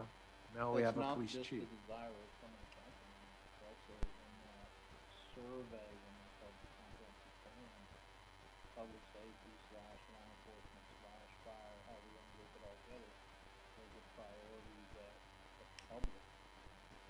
That's the one thing we do right. This public safety. And the thing is, guys, the sheriff's department is not down to the same point. We know that. Starting our own gives us the ability to have somebody here where we could offset some of that time we can't. Because there are a lot of departments that are basically, for lack of a better word, 8 to 5. when it comes to stuff. I don't know the answer to this. I'm just asking a question. I don't know the benefit between a standalone police force and a DPS. Because that is something that I'm we gonna have, tell you it's a very costly picture. right, I'd like to, see the price, Okay. see the breakout. The breakout that I gave you of what it would cost to stand up the police department. Did you give us one? Yeah, these are guys preliminary numbers one night, and where I told you rough estimate, and I'll go back and find them. So, maybe, but it's to stand up a department, if we stood it up, perfect world, and I wanna say it was 3 or 4 officers, if I remember correctly. First year would cost us about 800. Hold on, let me finish. So if you're talking about doing a DPS, for every officer on the standalone police department, you might as well, because you're talking about an agency that during a 48-hour period, some portion of that they have to carve out and do a cop, the other portion they have to carve out. So if you've got a guy that works 24 on, 48 off, let's make that easy, okay? Hypothetically, you've got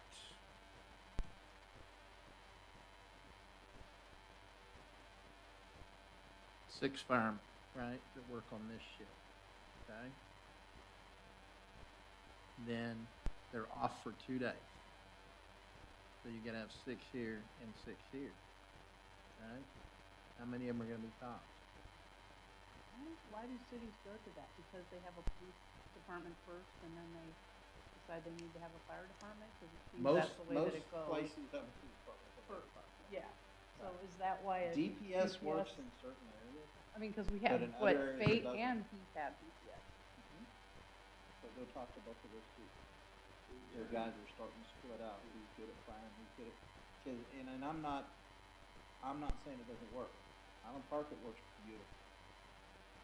But you got guys that are good at one thing and not the other. You have DPSs out there that are hiring cops who cop the firemen.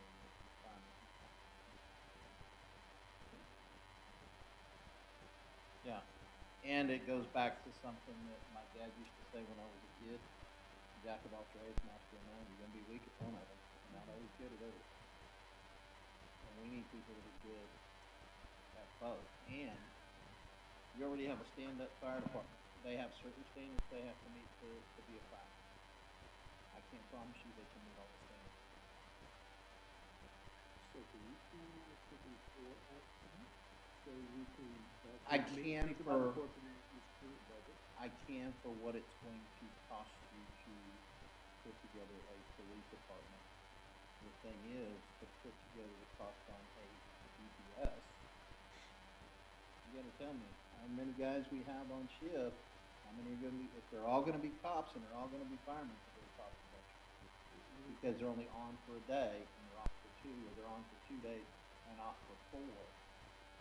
Your manpower gets larger and larger. So we cross-training these guys over here, and if that was to be the case, and we were gonna go to a DPS type system, and they say, no, I'm not doing that, I only wanna be a firefighter, then what happens, do they get laid off? Good question. That's gonna be the option of the city. But here's the problem also, Dion, because you've been a cop. Firemen may not have the same standard for a hiring policy and a background check that a cop is. I can't promise you that every one of those guys could pass people's background, let alone pass the test.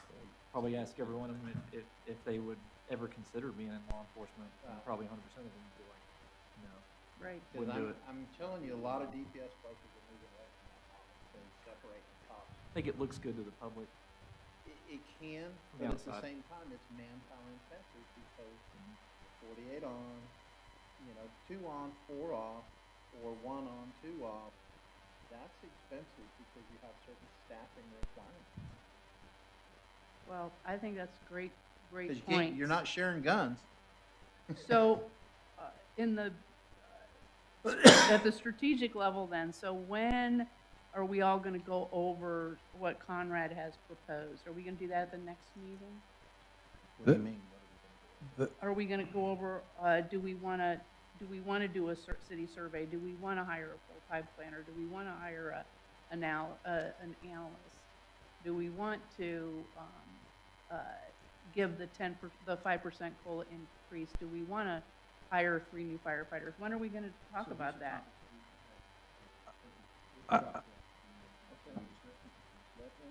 I think what it's anticipated is that there's gonna also be a public hearing. So if there's somebody here that wants, from the community that wants to come talk, so it'll be on our website, they can come and look, and they can come and talk.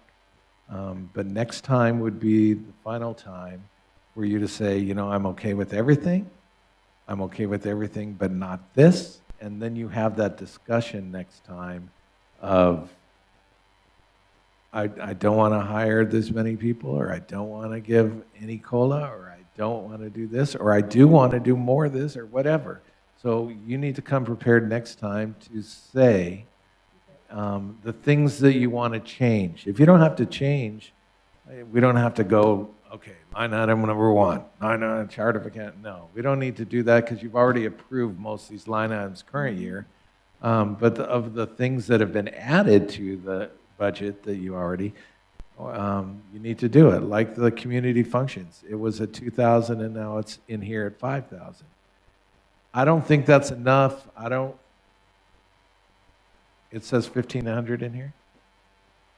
Well, I'll look it up, but maybe it says 1,500. You say, you know what, we need at least 5,000. That will be one of your points next time to bring up. And then with all your points that you all agree on next time, then we'll make that final budget. You'll be able to approve it on the 27th.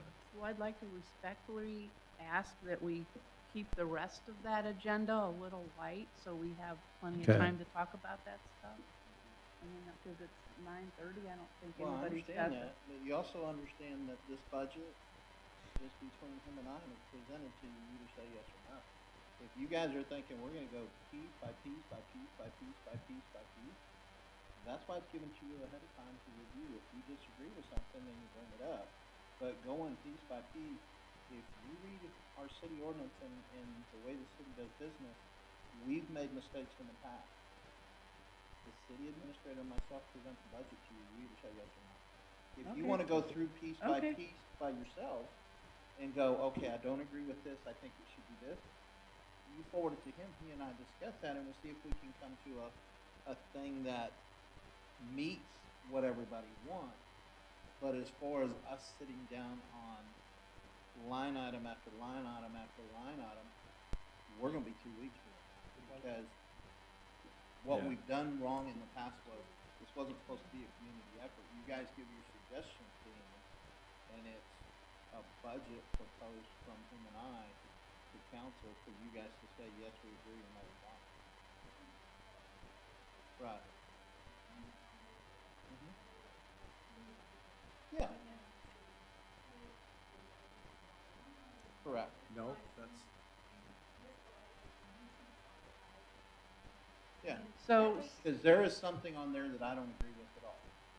And it's on that one page you're looking at, when you flip it over, I think it was 18 or 19, $175,000 for a fire training thing. I have an issue with spending that money right now, but having what you ladies have suggested about all this extra land that we own right here, some sort of a community involvement, I don't want a damn fire training center sitting right next to it. Because I get he's got 2 cars over there to practice extrication. You can kind of throw a little privacy fence up around those, but you can't throw a privacy fence up no, around it just training doesn't center, fit and at it would all with look like an what we're eyesore looking for. if you put a parking. But, Yeah.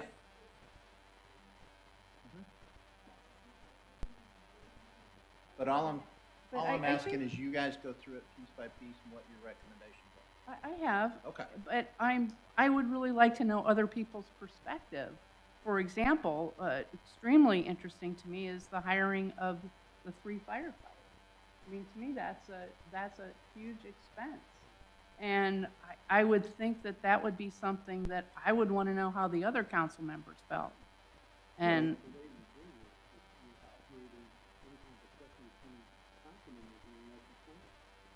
I'm not stopping anything. I'm telling you what policy.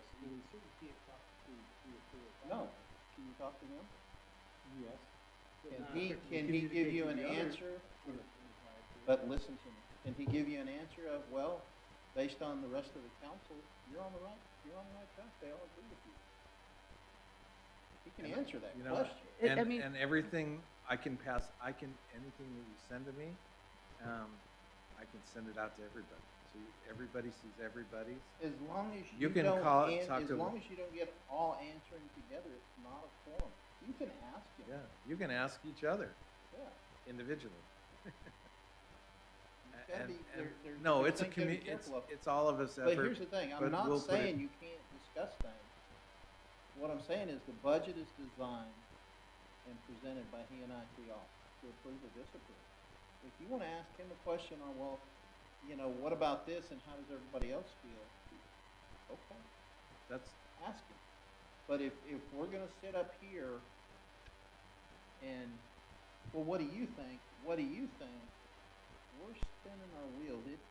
Here's the thing, you have your opinion. If you're worried about what I think on the vote, I know, but play along with me. If you're worried about how I think on the same matter, I'm gonna tell you that I'm worried about how you're going to take the matter that serious. You shouldn't matter what I think. It is up to you based on, are you doing this for the right reasons for the people? Are you thinking of 4,200 people? I have to take the same approach. Love Brian, he's my friend, he's my brother. He may have a different thought on what's right for 4,200 people than I do. That makes us unique, but that we also have a common theme here. We're both thinking about 4,200 people. But I'm not gonna worry about how he votes. I'm gonna worry about what I think is right. And I may say, hey, this is what I think. You know what? Yeah, I agree with you. Yeah, I don't think so. so also please remember that you have a balanced budget. And I don't know, I said, as soon as I get back that approval, the Ray that has quantified the numbers and everything, first thing I'll do is I'll show it to the mayor, and then I'll kick it out to all of you. So it won't be in the packet. I mean, we could still, I guess, put it, but you'll get it as soon as possible to review and look at, and if you see any errors and stuff right now, tell me, because we'll try to make it as final as possible. But then, obviously, even with that, you haven't come to your final. And Lorna, back to part of your question about the fireside of hiring people. I don't think it's unreasonable to at least have the authorization in there. Doesn't mean he's gonna get them hired, but it's been approved and budgeted for 3 new positions. It's just like in law enforcement. I got an open position in there, we haven't filled it, it's been open for better than 6 months. It was getting hard to find them. People just don't want to work, depending on what kind of job it is. The other thing is, just because we budget it doesn't mean it has to be filled this fiscal year. We just as a body have said, yes, we will budget and authorize 3 positions. You can always say 3 positions, but you can only fill 1 on this quarter or this quarter, or the budget is there for them, but you are not allowed to fill them. You always have that option. What I didn't realize was that we weren't a fully staffed station. I knew we had some part-time, but I didn't know that the number was 12. And we only have 6 full-time. full-time. There Now, are other questions that need to be answered in that realm that I think moving forward we're going to get, such as weekly reports and things like that concerning public safety. But I don't have a problem with authorizing the funds for three positions. Doesn't mean you have to allow them to be hired, but you can fund for them. And you can put stipulations.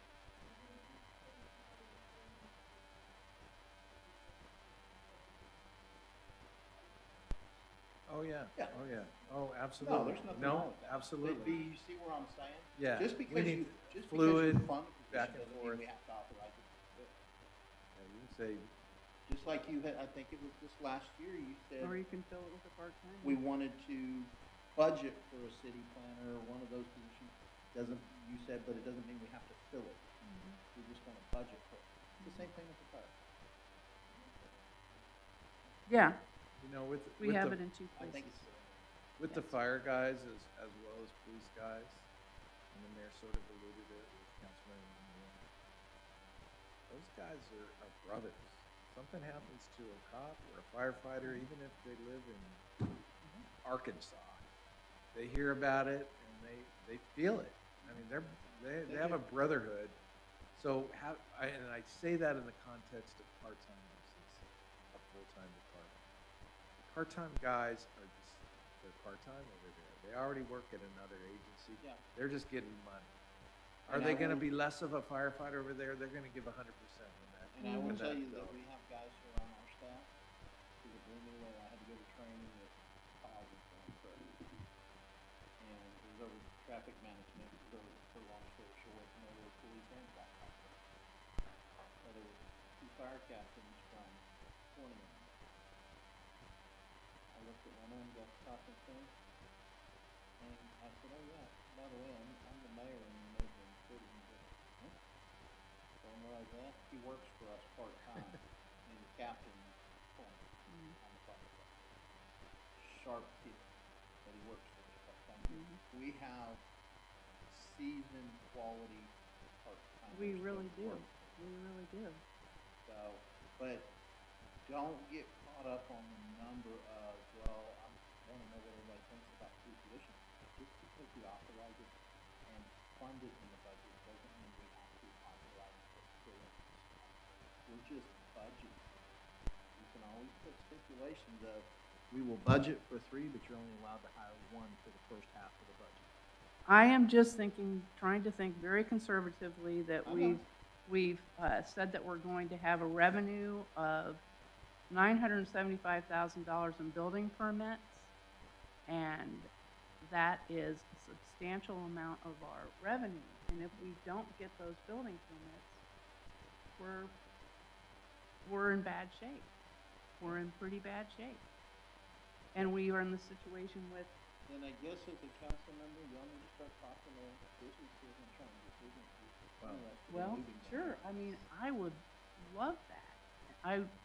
But You know where your homework is, because I could say the same thing about funding public safety. My police department is not a revenue stream, don't get me wrong.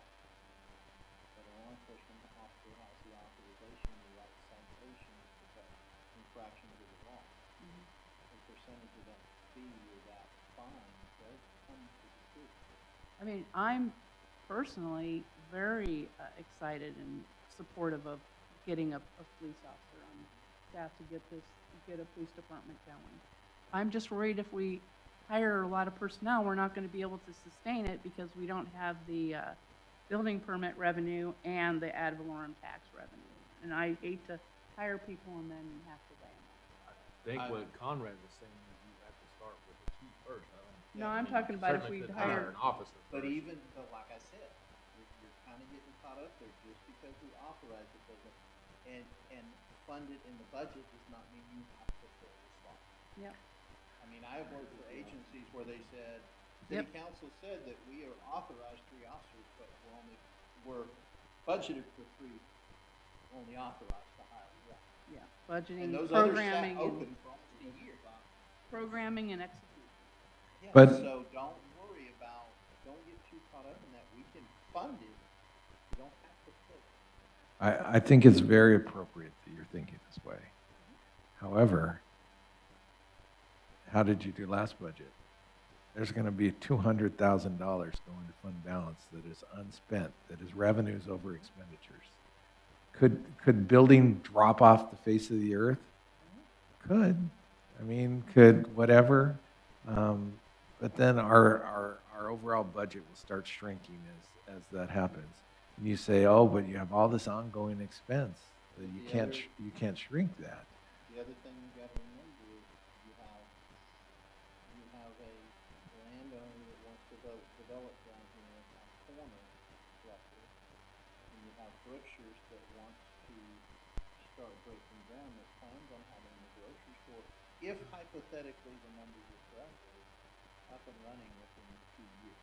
And And that is a heck of a revenue stream for a city. Huh?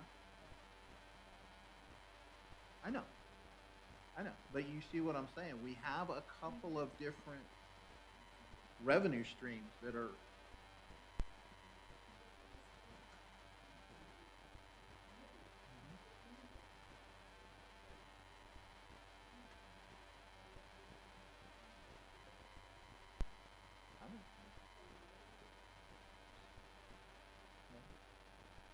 I agree.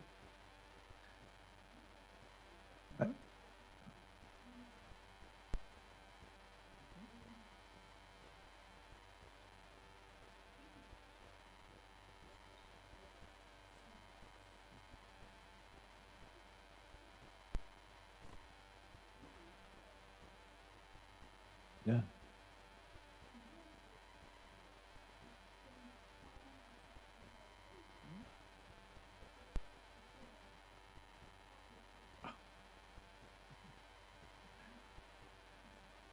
So, no, she said, but they don't understand me.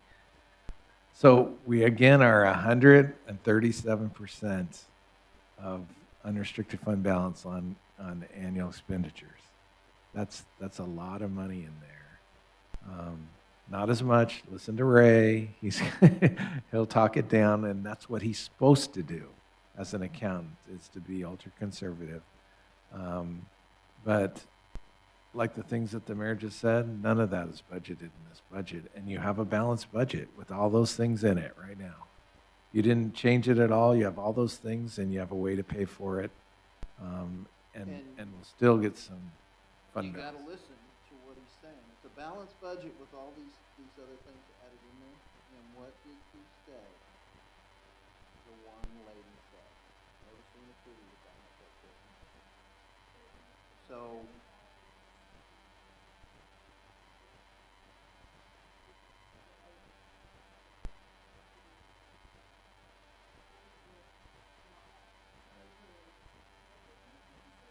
No. That's why I said, you don't have to do it.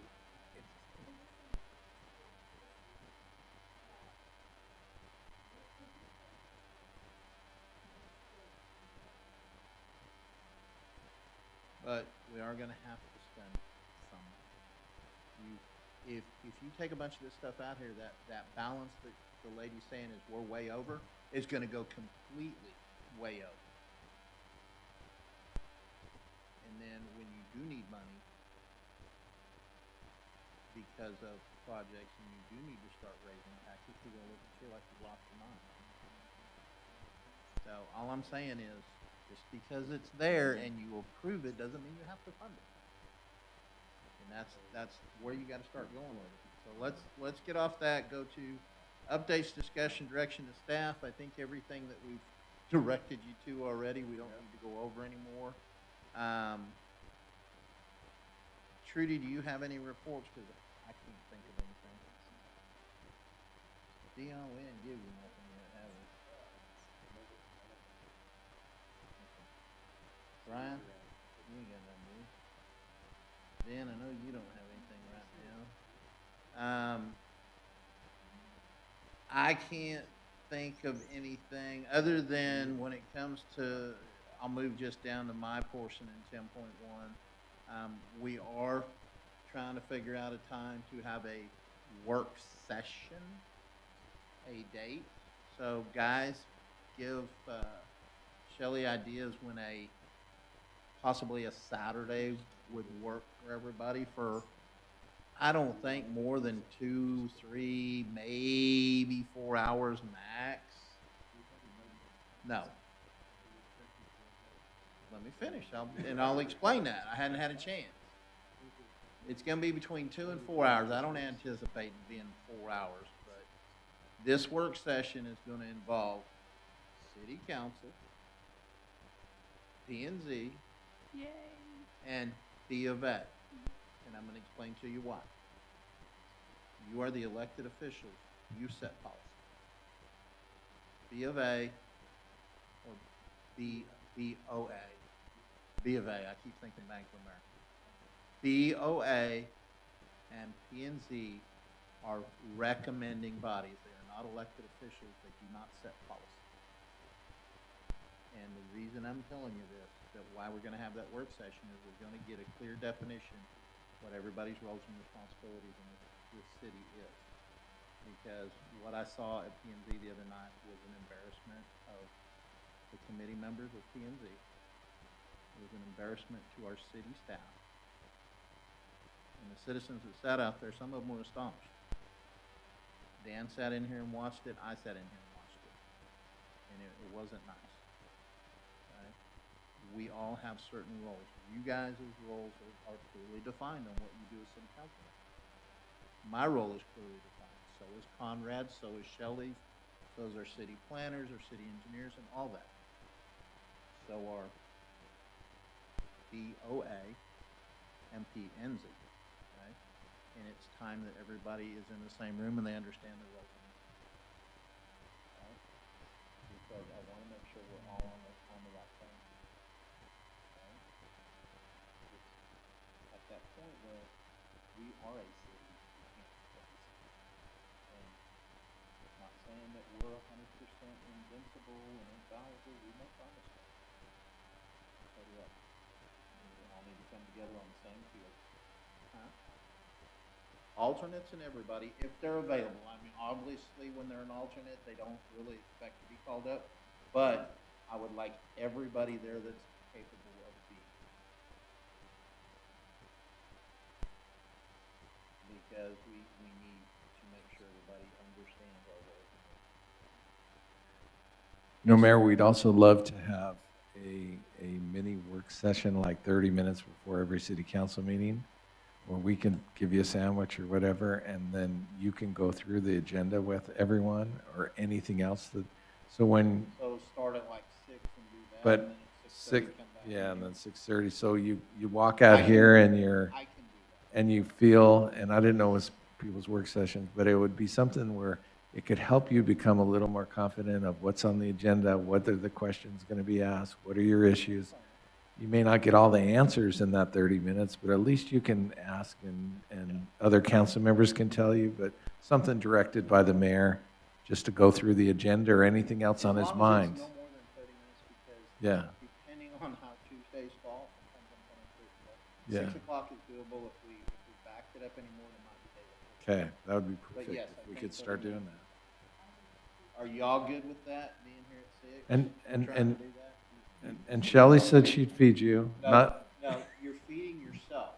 you, yeah, you feed yourself. The city's buying it, but you're authorizing to feed yourself. Yes. Regardless, I can do it. Yes. Works. Yeah, 2 to 4 hours. I don't know that it's gonna take, I would prefer it on a Saturday, because I think that's easier for the majority. Okay, so I'm just gonna need to get everybody signed up for Saturdays, Well, we can get a hold of you. Yeah, we can do that. We'll do that. I did want to tell you though, a couple of years ago, I did make guideline books for each of these, committees, and I can go through and update those and have those for you to see. That'll be So- perfect. If, Say this starts September 17th. Starts Saturday, basically, so. No, that's up to them.